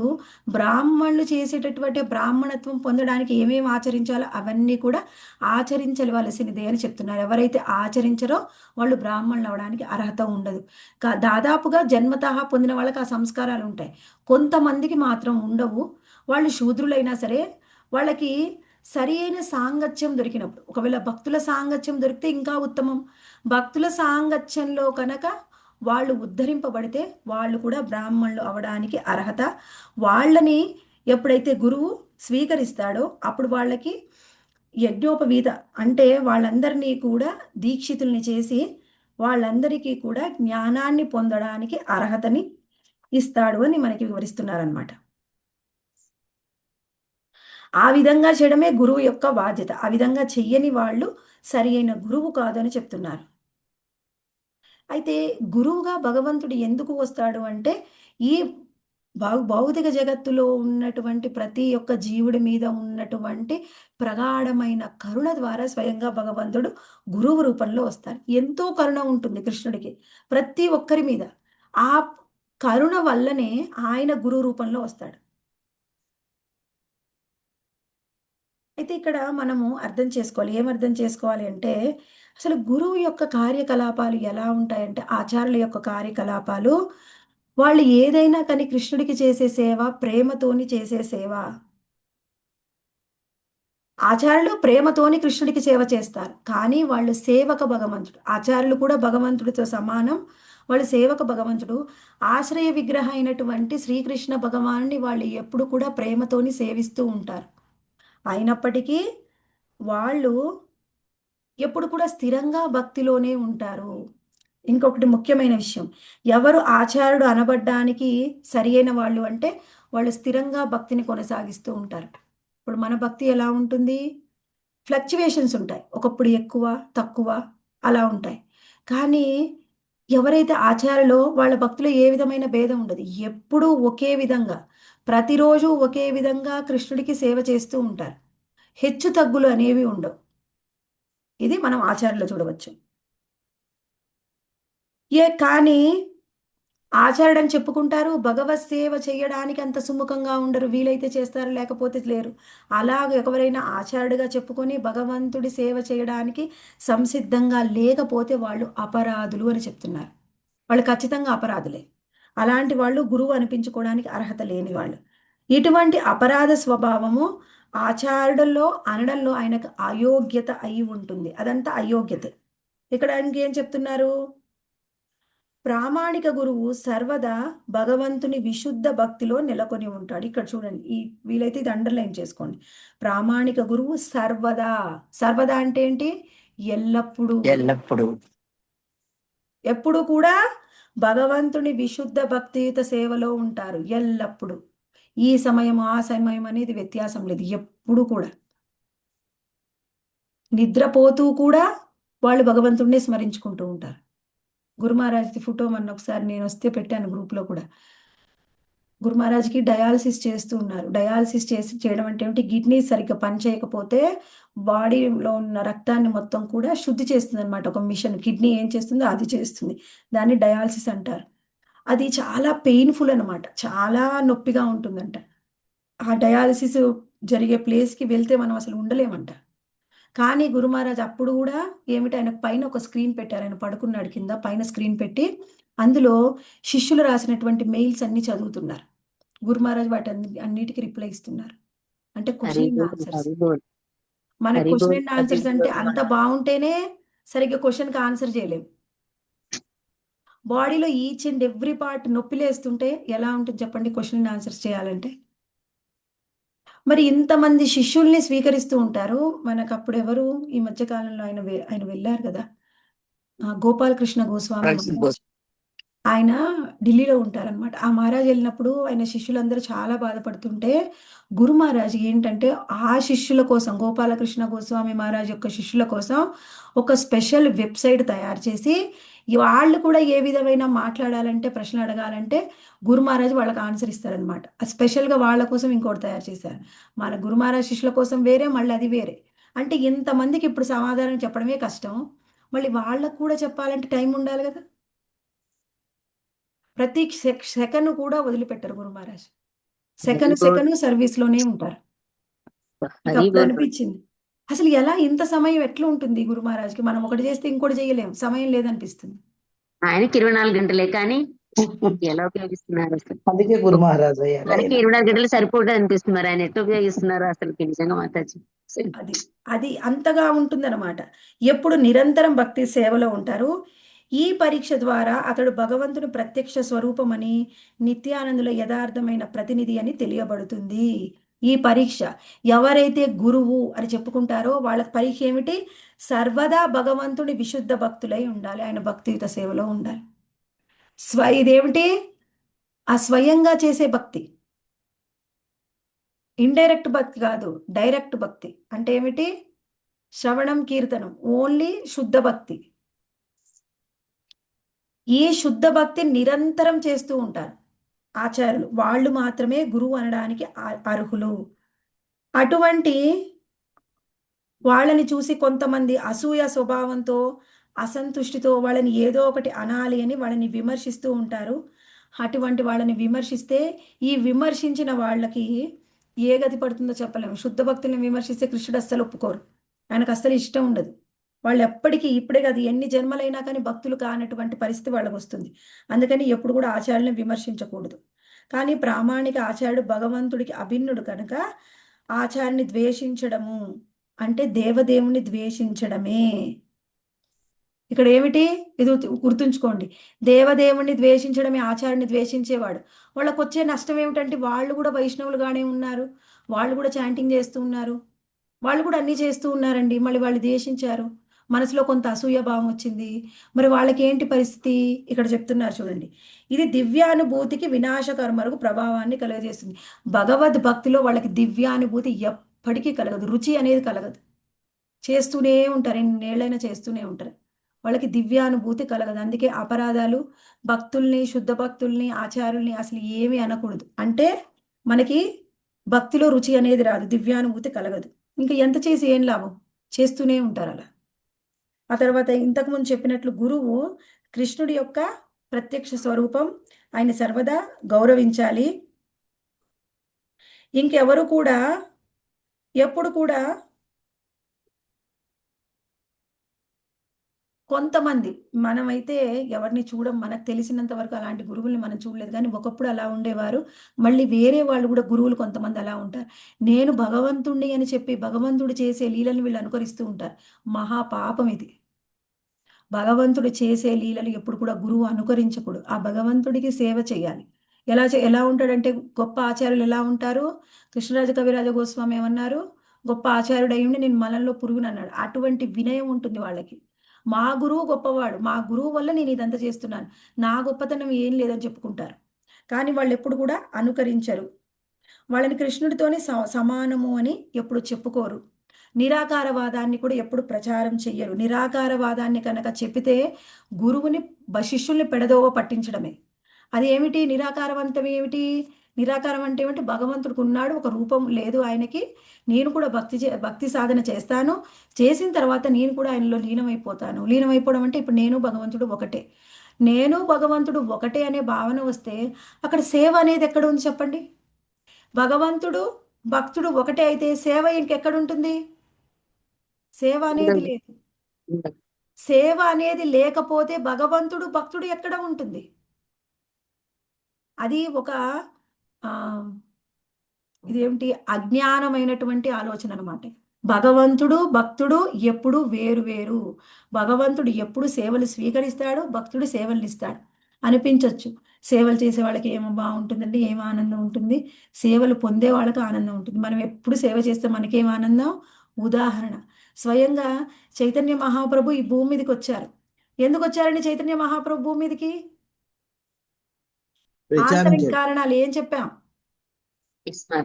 రాధారాణి తన యొక్క ప్రేమని ఏ విధంగా అనుభవించిందో అనుభవాన్ని తను రుచి చూడడం కోసం వచ్చారు. ముఖ్యమైనది ఒకటి నేను చెప్తాను. అందులో 3 కారణాల్లో ముఖ్యమైనది ఏంటిదంటే, ఈమె సేవ చేస్తూ ఉంది, నాకు నేను సేవలు పొందుతున్నాను, కానీ సేవ పొందే నాకంటే సేవ చేసే రాధారాణి ఎక్కువగా ఎలా ఆనందం ఉంది అని తెలుసుకోవాలనుకున్నాడు. అవును. సేవ చేసే వాళ్ళకి అలా అంత ఆనందం ఎలా వస్తుంది ఉమ్. అంటే ఇక్కడ చూస్తే అర్థమవుతుంది కదా. సేవలు పొందేవాళ్ళు, సేవలు చేసేవాళ్ళు కూడా ఎంతో ఆనందాన్ని పొందుతారు. మరి మనకు అంత ఆనందం రావట్లేదండి అంటే మనం ఇంకా అనర్థాలు తొలగించుకొని ఇంకొంత పురోగతి చెందితే అప్పుడు మనకు ఆనందం వస్తుంది. ఇప్పుడు కూడా వస్తుంది. ఇప్పుడు కూడా మీకు ఆనందం రాకపోతే నేను ఓన్లీ ఒక కథ చెప్పట్లేదు, తత్వం చెప్తున్నాను. ఆ? ఒక గంట నుంచి చెప్తున్నాను అనుకోండి, మీరు 46 మంది వింటారా? నచ్చకపోతే, మీకు ఆనందం లేకపోతే? అవును.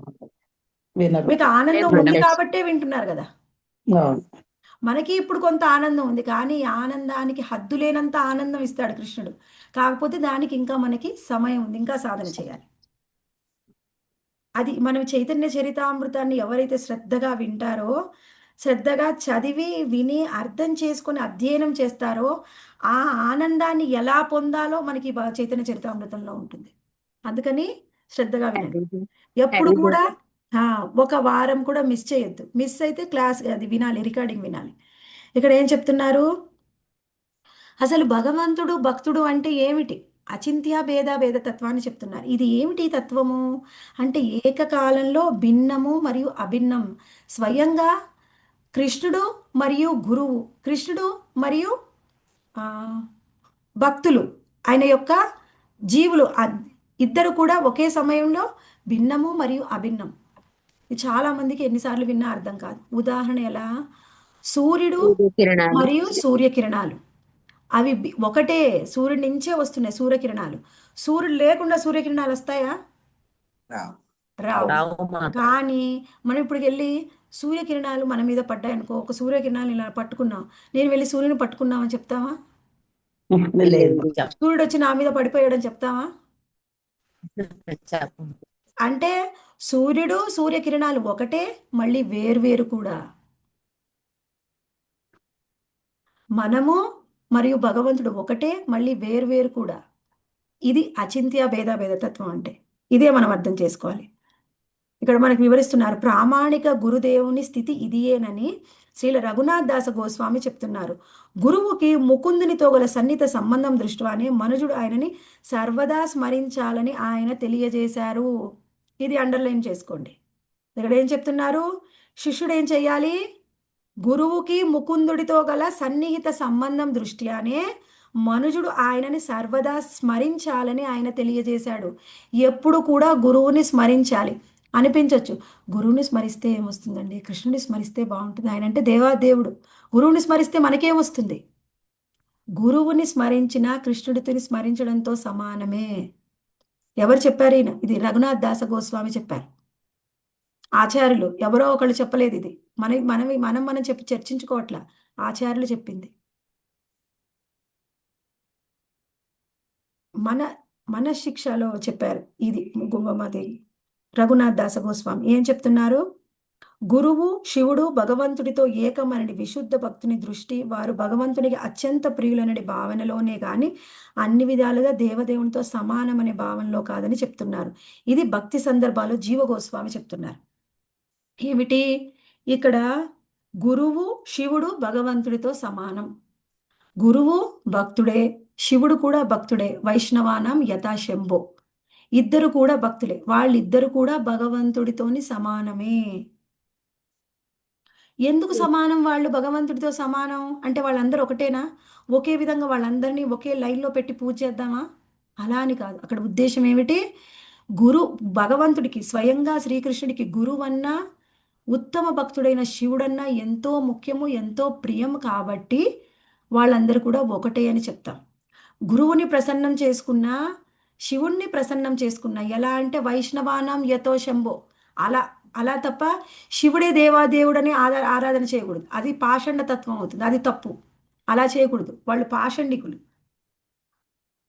శివుణ్ణి ఎలా ఆరాధించాలి అంటే స్వయంగా ఆయన వైష్ణవానాం యథాశంభో, అందుకని నేను శివుణ్ణి ఆరాధన చేస్తాను. శివుణ్ణి ప్రసన్నం చేసుకుంటే కృష్ణుడు ప్రసన్నం అవుతాడు. ఆ విధంగా మనం భావించవచ్చు, ఆ విధంగా పూజించవచ్చు. గురువునైనా సరే సేమ్ అదే విధంగా. ఎవరైనా గురువుని స్మరించినా కానీ ఎల్లప్పుడూ కృష్ణుడిని స్మరించడంతోనే సమానము. ఏ విధమైన వ్యత్యాసం లేదు గురువుకి కృష్ణుడికి. ఈ విషయాన్ని మనం తెలుసుకోవాలి. ఇంకా తర్వాత ఏం చెప్తున్నారు, రఘునాథ్ దాస గోస్వామి ఆ విధంగా చెప్పారు. అయితే రఘునాథ్ దాస గోస్వామి, జీవ గోస్వామి వాళ్ళిద్దరు కూడా ఒకే సత్యాన్ని చెప్తున్నారు. ఏమిటది? గురువు భగవంతునికి అత్యంత ప్రియమైన వాడు, ఆంతరంగిక సేవకుడు కనుక సమస్త శాస్త్రాలు ఆయనను దేవదేవుడితో సమానమని అంగీకరించినట్లు శ్రీల విశ్వనాథ చక్రవర్తి ఠాకూర్లు గురుస్థుతిలో చెప్పారు. సమస్త శాస్త్రాలు కూడా ఆయనని దేవదేవునితో సమానమని అంగీకరిస్తున్నాయి. ఎవరు? గురువు కృష్ణుడి యొక్క ఆంతరంగిక సేవకుడు. సమస్త శాస్త్రాలు ఏం చేయి, మన సాక్షాదరిత్వేన సమస్త శాస్త్ర. ఎస్ మాతాజీ. అందులో ఏం చెప్తున్నారు? గురువు దేవదేవుడితోని సమానము, అన్ని శాస్త్రాలు కూడా చెప్తున్నాయి అన్నమాట. అని ఎవరు చెప్తున్నారు? శ్రీల విశ్వనాథ చక్రవర్తి ఠాకూర్లు. గౌడీయ వైష్ణవులు భగవత్ సేవకుడనే భావనలో గురుదేవుని అర్చిస్తారు.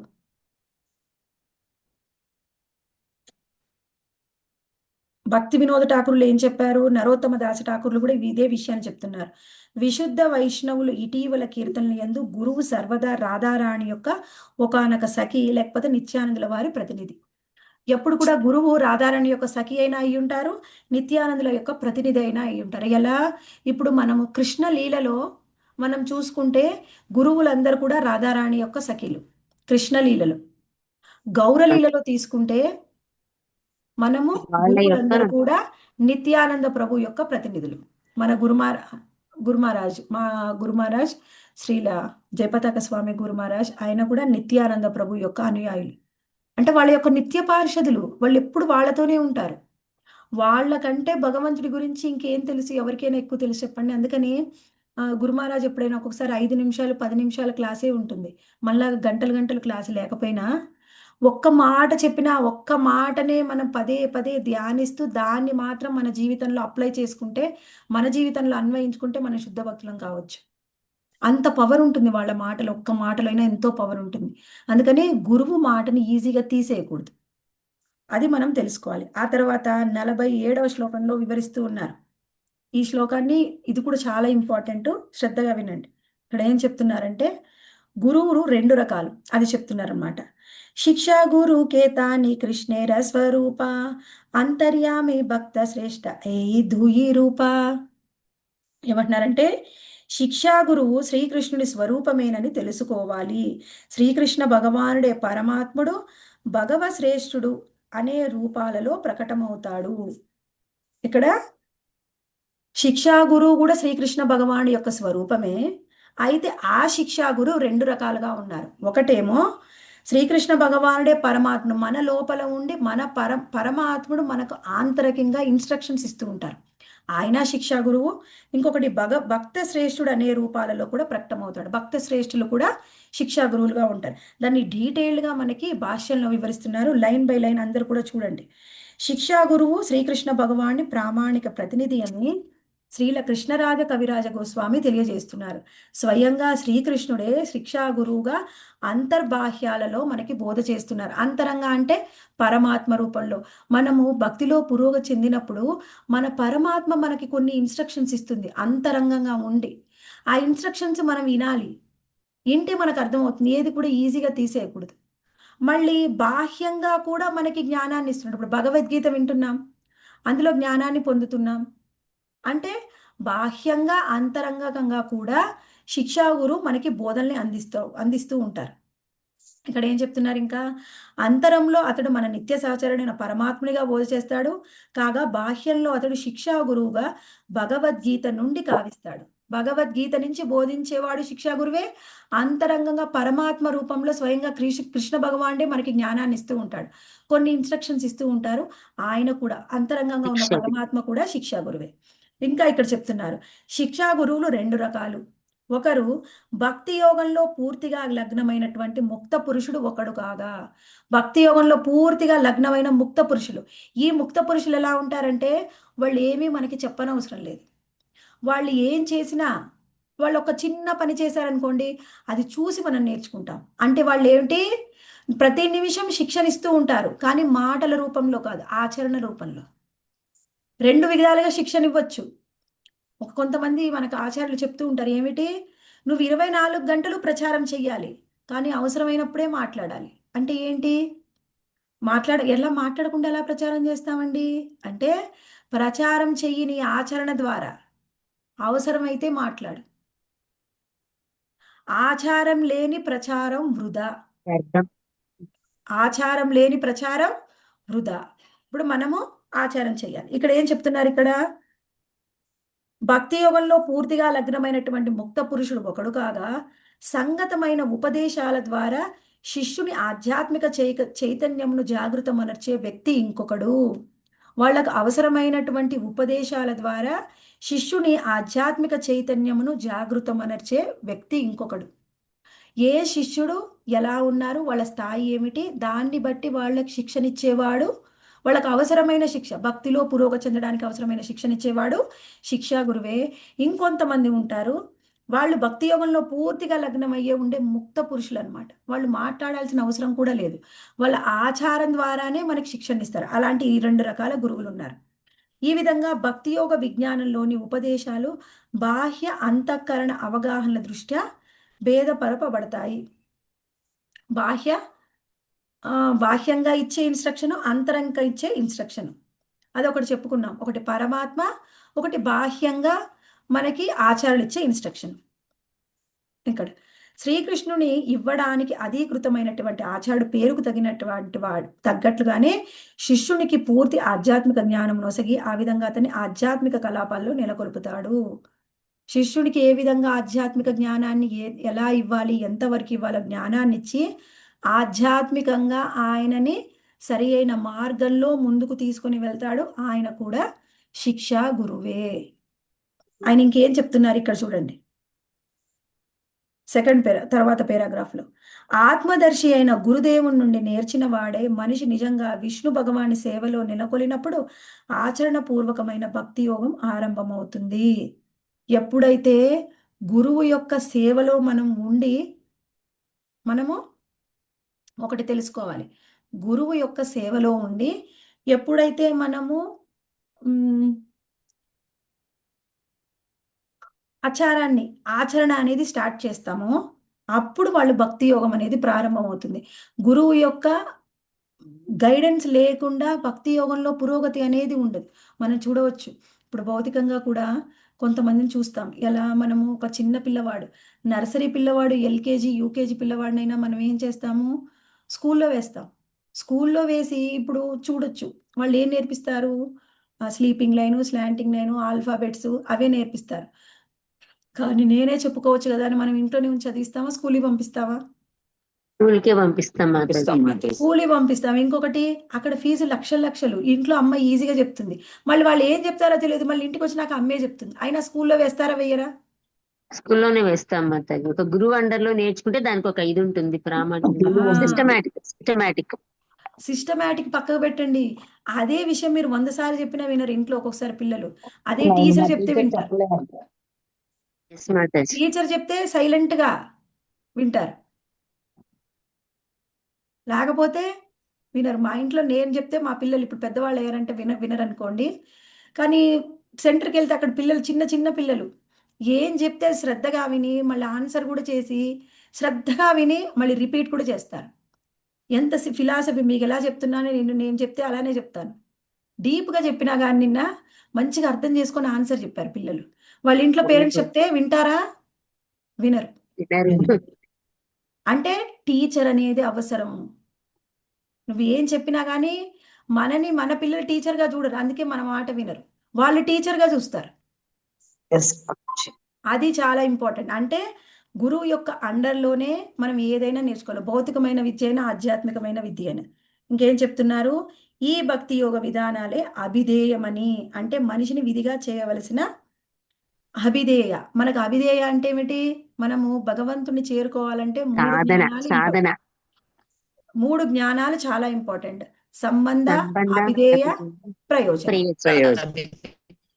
ఇక్కడ ఏంటి, సంబంధ అంటే గురువు మనకి భగవంతుడికి ఉండే సంబంధాన్ని చెప్పేది, అది సంబంధ జ్ఞానము. మనము సంబంధ జ్ఞానం తెలుసుకున్న తర్వాత మనం కృష్ణుడికి చేసే సేవ, అది ఏదైనా కావచ్చు, నామమైనా, జపమైనా, కీర్తన అయినా, ఏ సేవ అయినా సరే, శ్రవణమైనా, అది అభిధేయ. ఈ అభిధేయ జ్ఞానాన్ని ఇచ్చేవాళ్ళు మనకి ఎవరు అంటే ఇక్కడ వివరిస్తున్నారు చూడండి. అప్పుడు అభిధేయ మనలో ఉంటాం, అది భక్తి యోగం. ఈ అభిధేయ జ్ఞానాన్ని మనకి ఇచ్చేవాళ్ళు ఎవరు అంటే శిక్షా గురువు అనమాట. ఆ విషయాన్ని మనకి ఇక్కడ వివరిస్తున్నారు, చూద్దాం. మన ఏకైక ఆశ్రయము భగవంతుడు. శ్రీకృష్ణుని దరిచేరే పద్ధతిని మనకు బోధించేవాడు ఆచరణాత్మక రూపమే అవుతాడు. ఆశ్రయ దాత భగవంతుడు. శిక్షా దీక్షా గురువులకు ఓకే, ఆశ్రయదాత అయిన భగవంతుడికి మనకి ఏమిటి, ఆ భగవంతుడికి పొందాలి అంటే అభిధేయ జ్ఞానాన్ని మనకి ఇచ్చే వాళ్ళు ఎవరు అంటే శిక్షా గురువు. మరి దీక్షా గురువు ఏమిస్తారండి? దీక్షా గురువు ఏమిస్తారంటే సంబంధ జ్ఞానాన్ని ఇస్తారు. సంబంధ జ్ఞానం ఏంటి? మనకి కృష్ణుడికి ఉండే సంబంధం ఏంటి చెప్పండి? భగవంతుని యొక్క దాసులం మాతాజీ, ఆయన సేవకులు. స్టార్టింగ్ భగవంతుడు. స్టేజ్ లో మనకున్న జ్ఞానం ఏమిటి అంటే మనం భగవంతుడి యొక్క దాసులం, అంతే తెలుసు మనకి. ఎప్పుడైతే భక్తిలో పురోగతి చెందుతామో మన సేవ పట్ల గురువు ప్రసన్నుడు అయితే అప్పుడు గురువు మనకి రివీల్ చేస్తాడు ఏమిటి అది అంటే కృష్ణుడికి మనకు ఉండే సంబంధం ఏమిటి అని. కృష్ణుడికి మనకి సంబంధం ఎన్ని విధాలుగా ఉంటుందండి? 5 రకాలు. 5 రకాలుగా ఉంటుంది. చెప్తారా ఎవరైనా? అక్షర సౌజన్య మాతాజీ. హరే కృష్ణ మాతాజీ.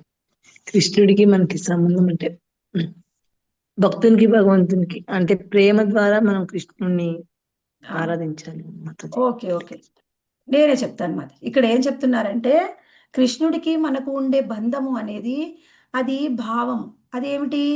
భక్తి అనేది కృష్ణుడితో ఒక సంబంధాన్ని ఏర్పరచుకున్నట్లయితే దాన్నే రసము అంటాం. శాంతరసము, దాస్యరసము, సాఖ్యరసము, వాత్సల్య రసము, మాధుర్య రసం. ఈ విధంగా కృష్ణుడితోని మనం సంబంధాన్ని ఏర్పరచుకొని కృష్ణుడిని సేవించినట్లయితే అది ఉత్తమమైన భక్తి. అప్పుడు భక్తిలో మనం పురోగతి చెందగలం. ఎవరైతే ఏదో ఒక సంబంధంలో కృష్ణుడిని సేవిస్తారో అది ఉత్తమమైన భక్తి. అయితే ఈ సంబంధం ఏంటి? మనకి ఇప్పుడు అందరికీ తెలిసింది దాస్యభావమే. కానీ అందరము దాస్యభావంలోనే ఉండకపోవచ్చు. కృష్ణుడితోని మనకుండే సంబంధం వేరు. ఆ సంబంధాన్ని కృష్ణుడు మనకి గురువు తెలియజేస్తాడు, దీక్షా గురువు మనకి తెలియజేస్తాడు కృష్ణుడికి మనకు ఉండే సంబంధాన్ని. ఎలా తెలియజేస్తాడు? ఎవరి ద్వారా అయినా తెలియజేయించవచ్చు. మనకి స్ట్రాంగ్ ఫీలింగ్ అనేది వస్తుందన్నమాట, నాకు కృష్ణుడికి ఉండే సంబంధం ఇదే అని మనం రియలైజ్ అవుతాం. దాన్ని ఏమంటారు? అనుభవం పొందుతాం. అయితే దాన్ని ఎవరి ద్వారా అయినా, శిక్షాగుల ద్వారా అయినా తెలియజేయచ్చు, డైరెక్ట్గా దీక్షా గురువైనా ఇవ్వచ్చు, ఎలా అయినా ఇవ్వచ్చు. అది మనకి దీక్షా గురువు ఇస్తారనమాట. ఇక్కడ చూడండి ఇంకేం చెప్తున్నారు. ఆశ్రయదాత భగవంతునికి శిక్షా దీక్షా గురువులకు భేదమే లేదు. ఎవడేని మూర్ఖత్వంతో వారి మధ్య భేదము చూపితే భక్తి యోగంలో అపరాధం చేసిన వాడే అవుతాడు. భేదం చూపించకూడదు. భగవంతుడికి శిక్షా దీక్షా గురువులకు భేదం చూపిస్తే వాళ్ళు భక్తి యోగంలో అపరాధం చేసినట్లే అని చెప్తున్నారు. ఎందుకంటే ఈ భక్తి జీవితంలోకి కొంత పురోగతి చెందినాక మనందరికీ ఒకటే ఒక జబ్బు అనమాట, నేను గొప్పవాడిని అయిపోయాను, నేను గొప్పదాన్ని అయిపోయాను అని భావం అనేది పెరిగిపోతుంది. అందుకని గొప్ప గొప్ప భక్తుల్ని కూడా వాళ్ళు పొద్దున్నే లేస్తున్నారు, 4ంటికి నేను లేస్తున్నాను, నేను 16 మాలలు చేస్తున్నాను, వాళ్ళు 16 మాలలు చేస్తున్నారు. వాళ్ళు భోగా చేస్తున్నారు, నేను చేస్తున్నాను. వాళ్ళు ఎలా చేస్తున్నారు, నేను అలానే చేస్తున్నాను. వాళ్ళకి నాకు భేదం ఏమిటి? ఇద్దరము ఒకటే. లేకపోతే వాళ్ళకి అసలు ఏమి రాదు, నేనే వాళ్ళకంటే బెటర్, అసూయ. ఈ భావం అనేది భక్తి యోగంలో అపరాధము.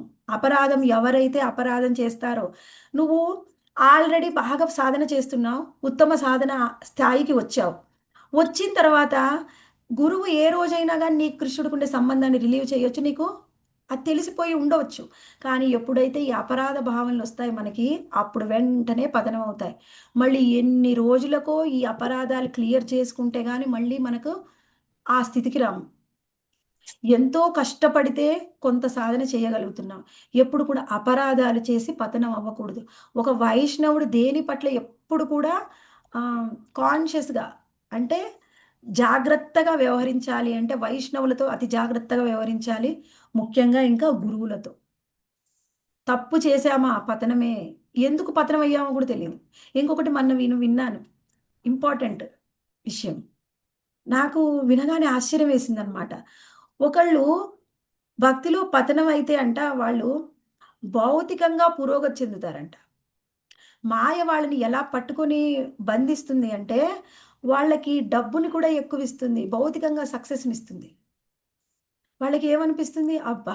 నేనెంత బాగా సక్సెస్ అయ్యానో, నేను చాలా బాగా పురోగమిస్తున్నానని వాళ్ళకనిపిస్తుంది. కానీ ఓవరాల్‌గా చూస్తే ఆధ్యాత్మికంగా పతనం అవుతారు. కానీ వాళ్ళు భౌతికంగా పురోగతి చెందారు కాబట్టి ఆధ్యాత్మికంగా పతనం అయ్యాను అని కూడా తెలుసుకోరు. అంతగా మాయ మనని పట్టుకొని లాగేస్తుంది భక్తి నుంచి. అందుకని అపరాధాలు చేయకండి. చాలా చాలా జాగ్రత్తగా ఉండాలి. ఏ ఒక వైష్ణవుడిని కూడా తప్పుగా భావించకూడదు, ఆలోచించకూడదు, నిందించకూడదు. ఇలా అండి, అలా అండి అని మనము వంకలు చెప్పడము, వాళ్ళ మీద, వీళ్ళ మీద అసలు నేను ఇలా చేయలేదండి. వాళ్ళే అలా అనుకున్నారు. నాకు ఇలా చెప్పారండి. అలా చేశారండి. ఇయన్నీ మానేయాలండి. ఇవన్నీ మానేస్తేనే భక్తిలో పురోగతి. భౌతిక లోకంలో వాళ్ళ మీద, వీళ్ళ మీద షికాయతులు చెప్పినట్టు ఆధ్యాత్మికంగా కాదు. ఆధ్యాత్మికత అనేది వేరు. భౌతికత్వానికి పూర్తిగా భిన్నం. ఎప్పుడు కూడా అపరాధాలు చేయొద్దు. ఇంకేం చెప్తున్నారు? శ్రీ మదనమోహని పాద పద్మాశ్రయాన్ని ఇచ్చే కారణంగా శ్రీల సనాతన గోస్వామి ఆదర్శనీయుడైన గురుదేవుడు భగవంతుడితో గల సంబంధాన్ని మనమందరం కూడా విస్మరించాం కాబట్టి భగవంతుడితోని గల మన సంబంధాన్ని మళ్ళీ ఎస్టాబ్లిష్ చేసుకోవడానికి అంటే పునరుద్ధరించుకోవడానికి స్వయంగా సనాతన గోస్వామి మదన మోహన విగ్రహం ద్వారా మనకి ఆ జ్ఞానాన్ని ఇస్తున్నారు. సంబంధ జ్ఞానాన్ని ఇచ్చేవాళ్ళు ఎవరు? సనాతన గోస్వామి సనాతన ఆచార్య రూపంలో ఆ విగ్రహం ఏమిటి? సంబంధ విగ్రహ మదన మోహన. ఆ తర్వాత మనకి భగవంతుడికి మనకుండే సంబంధాన్ని తెలియజేసి ఏ విధంగా మన సాధన చెయ్యాలి అనేది మనకి చెప్పేవాళ్ళు ఎవరు? అభిధేయ ఆచార్య శ్రీల రూప గోస్వామి. మరియు ఆయన ఇచ్చిన జ్ఞానం ఏమిటి? భగవద్గీత రూపంలో మనకి అభిధేయ జ్ఞానాన్ని ఇచ్చారు. ఒక జీవుడు ఎలా ఆచరించాలి అని. ఆ జ్ఞానాన్ని ఇచ్చింది ఎవరు అంటే మనకి గోవింద దేవుడు. ఈ రెండు చాలా ఇంపార్టెంట్. సంబంధ, అభిధేయ. కృష్ణుడికి మనకుండే సంబంధం తెలిస్తే అభిధేయ అనేది 100% స్ట్రాంగ్ అయిపోతుంది. ఇది ఇంకొక ఇంపార్టెంట్, చాలా ఇంపార్టెంట్ ఇన్స్ట్రక్షన్. ఇది శ్రద్ధగా విని నోట్ చేసుకొని దీనికోసం ప్రయత్నం చేయండి, ప్రే చేయండి, ప్రార్థన చేయండి. ఏమిటి? కృష్ణుడికి నీకు ఉండే సంబంధం కనుక తెలిస్తే మన అభిధేయ అనేది ఎన్నో రెట్లు స్ట్రాంగ్ అయిపోతుంది. చాలా బాగా అభిధేయ అంటే సాధన పురోగతి చెందుతుంది. సాధన బాగా చేస్తాం అంటే సంబంధం తెలియదా అండి? ఇప్పుడు కూడా తెలుసు మనం అందరం దాసులమే. కానీ అసలు సంబంధం ఓన్లీ దాసత్వమేనా? ఇంకా ఉన్నతమైనది ఉందా? అది గురువు మనకిస్తాడు. దీక్షా గురువు తెలియజేస్తాడు. డౌట్ లాస్ట్ గా అడగమంటారు మాతాజీ. ఒక డౌట్ ఇక్కడ మాతాజీ ఇది కంప్లీట్ చేశాక అడగండి. ఏం చెప్తున్నారు ఇక్కడ? ఇప్పుడు ఇంకేం చెప్పారు? ఓకే, గోవింద దేవుడి గురించి తెలుసుకున్నాం. ఈ ఇద్దరు ఆరాధ్యమూర్తుల్ని మనం బృందావనంలో అర్చిస్తే అన్నిటికంటే ముఖ్యమైనది ప్రయోజన. శ్రీల గోపీనాథుడు ఆధ్యాత్మిక అనుభూతిలో పరమ ఆకర్షణము. మనకు ప్రయోజన జ్ఞానాన్ని, ప్రయోజన తత్వ ఆచార్యుడు రఘునాథ్ దాస కోసమే ఆ ప్రయోజన జ్ఞానాన్ని ఇచ్చేవాడు. అంటే ప్రయోజనాన్ని ఇచ్చేవాడు గోపీనాథుడు. గోపీనాథుడు అంటే ఏంటి మాతాజీ? మీనింగ్ ఏంటి?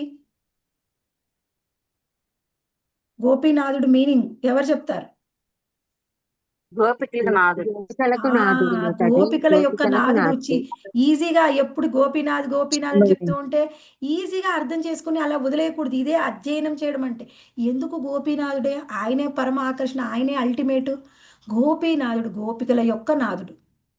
అంటే గోపికల యొక్క నాథుడు అయినటువంటి కృష్ణుడిగా నువ్వు భావిస్తే అది ఉత్తమమైన భక్తి. ఇక్కడ మనది ఏంటిది? గౌడీయ సంప్రదాయంలో మనకి ఏం చెప్పడానికి వచ్చారు? చైతన్య మహాప్రభు.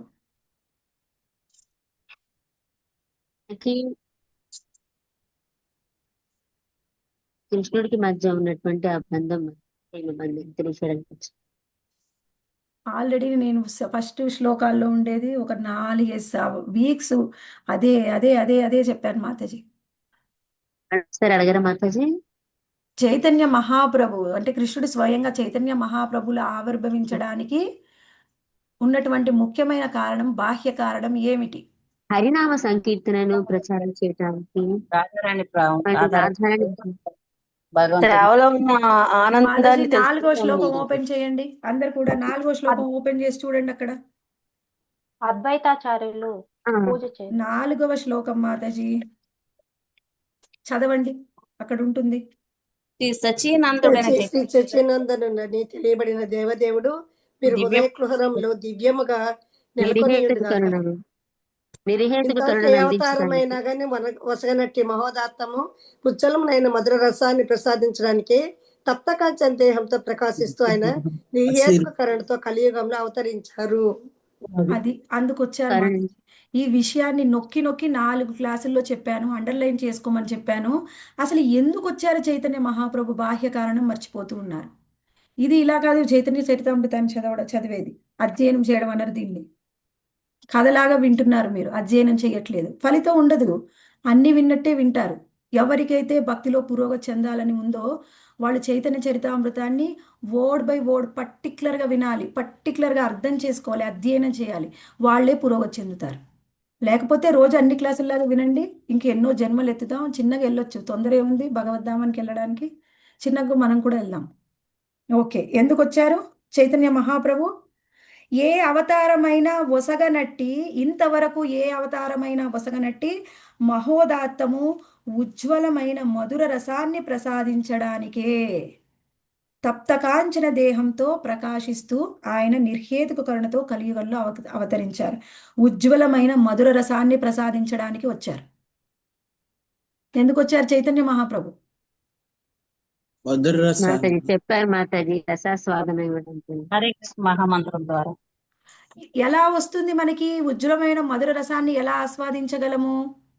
హరే కృష్ణ హరే మహామంత్రం కృష్ణ మహామంత్రం హరే కృష్ణ మహామంత్రాన్ని జపించడం ద్వారా.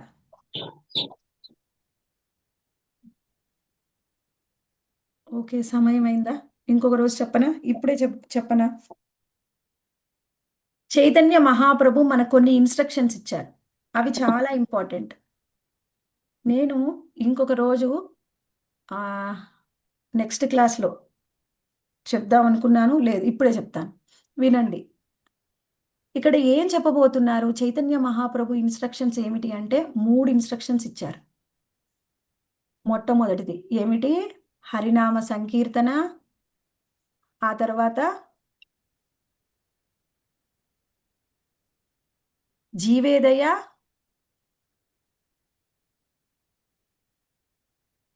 వైష్ణవ సేవ, నామ సంకీర్తన. జీవేదయ, వైష్ణవ సేవ, నామ సంకీర్తన. ఈ 3 ఇన్స్ట్రక్షన్స్ మనకి ఇవ్వడం కోసం చైతన్య మహాప్రభు వచ్చారు. అందులో జీవేదయ అంటే జీవులందరి పట్ల దయ చూపించడానికి వచ్చారు. ఏమిటా దయ చూపించడం? ఏ విధంగా దయ చూపించాలి అంటే కృష్ణుడికి మనకు ఉన్నటువంటి సంబంధాన్ని చెప్పడానికి వచ్చారు చైతన్య మహాప్రభు. ఏమిటి ఆ సంబంధం? కృష్ణుడికి మనకు ఉన్నటువంటి సంబంధాన్ని తెలియజేయడానికి వచ్చారు. ఎప్పుడైతే మనం భక్తిలో పురోగతి చెందుతామో ఇది మనకు దీక్షా గురువు రివీల్ చేస్తారు, కృష్ణుడికి మనకు ఉండే సంబంధాన్ని. తర్వాత నామ సంకీర్తన. ఎప్పుడైతే నువ్వు సంబంధాన్ని తెలుసుకుంటావో, ఈ సంబంధాన్ని తెలుసుకోవడానికి, సంబంధం తెలుసుకున్న తర్వాత కూడా అభిధేయ చాలా ముఖ్యం. ఆ అభిధేయ మనం ఎలా చెయ్యాలి అంటే శిక్షా గురువు ద్వారానే అభిధేయలో పురోగతి చెందగలం. అంటే శిక్షా గురువు ఇన్స్ట్రక్షన్స్ని, ఈచ్ అండ్ ఎవ్రీ ఇన్స్ట్రక్షన్ని శ్రద్ధగా వినాలి. ఎప్పుడు ఒకటే చెప్తూ ఉంటారులే, భగవద్గీత అదే, భాగవతం అదే, చైతన్య చరితామృతం అదే, ఒక చెవి ఇటు ఒక చెవు అటో వేస్తే ఇన్స్ట్రక్షన్స్ సరిగ్గా వెళ్ళవు. నువ్వు ఇన్స్ట్రక్షన్స్ ఎవరు శ్రద్ధగా వింటారో వాళ్ళే పాటిస్తారు, వాళ్ళే పురోగతి చెందుతారు.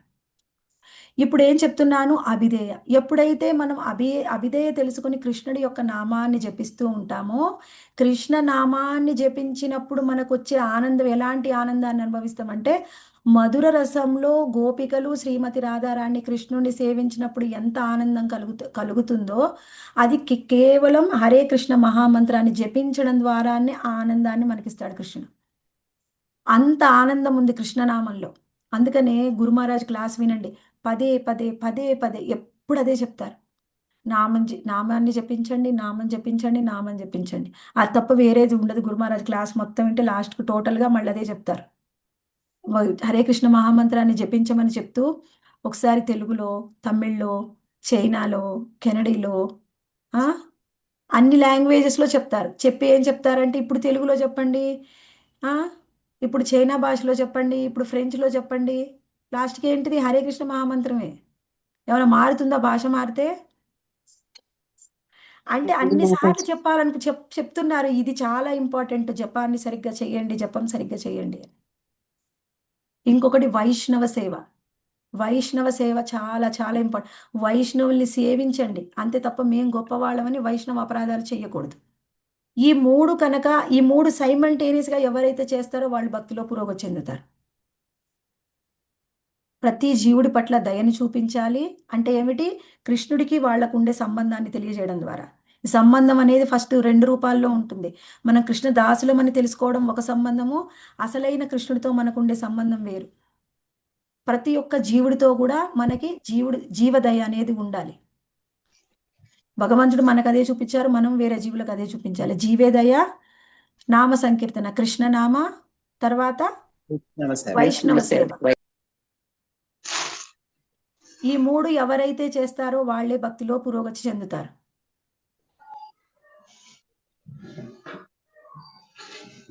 ఓకే మాతాజీస్, నేను ఇంకా కొంచెం చెప్దాం అనుకున్నాను. సరే, నెక్స్ట్ వీక్ చూద్దాం. ఇప్పుడు ఈ వారం ఇంతవరకు చూసాము. శ్రీల కృష్ణరాజ కవిరాజ గోస్వామికి జై, శ్రీల చైతన్య చరితామృతానికి జై. జై. కృష్ణ. ఓకే, ఎవరికైనా ఏమన్నా ప్రశ్నలు ఉన్నాయా? హరే కృష్ణ మాతాజీ దండోత్ ప్రణామ్. దండవత్ ప్రణామ్ మాతాజీ. हरे कृष्ण माता जी दंडवत प्रणाम। దండవత్ ప్రణామ్ మాతాజీ. హరే కృష్ణ మాతాజీ దండవత్ ప్రణామాలు. Okay okay. మాతాజీ హరే కృష్ణ మాతాజీ. మనము భగవంతునికి మనకు మధ్య ఉన్న సంబంధాన్ని గురువులు మనం బాగా సేవ భక్తి చేశాక చెప్తారన్నారు కదా, అది ఎప్పుడు ఎలా అసలు అది ఒకసారి చెప్తారా మాతాజీ? ఎప్పుడు ఎలా అనేది తెలియదు మాతాజీ. మనకు పురోగతి చెందినప్పుడు ఆటోమేటిక్ గా మనకి అర్థం అయ్యేలా చేస్తారు. అది ఎలా అనేది మీకు అప్పుడు అర్థం అవుతుంది, ఇప్పుడు చెప్పలేరు మీరు. ఎలా అనేది చెప్పలేము. మనము గురువుని ప్రసన్నం చేసుకోవడానికి, కృష్ణుడిని ప్రసన్నం చేసుకోవడానికి ఎప్పుడు ప్రయత్నం చేస్తూ ఉండాలి మన సేవ ద్వారా.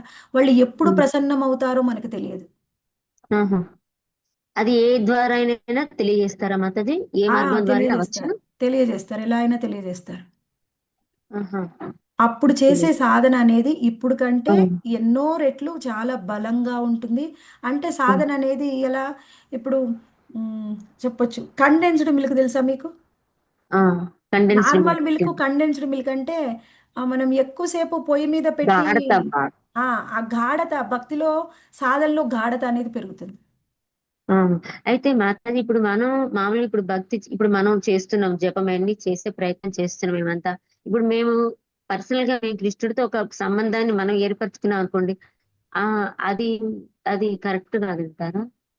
మనం ఎలా ఏర్పరచుకుంటాం మాతాజీ అంటే ఫస్ట్ నుంచి మనకు అనేది ఒక భావం కూడా అంటే ఉండవచ్చు, బలంగా దేవుడితో ఒక ఒక భావం ఫీల్ ఉంటది ఉండొచ్చు. కదా మనకి, ఆయనతో మనకు ఒక ఫీల్ అనేది ఉంటది కదా మాతాజీ, అది నేను అంటున్నాను. ఆ ఫీల్ ఉండవచ్చు, కానీ అది 100% కరెక్ట్ గా తర్వాత మనకు గురువు రివీల్ చేస్తాడు.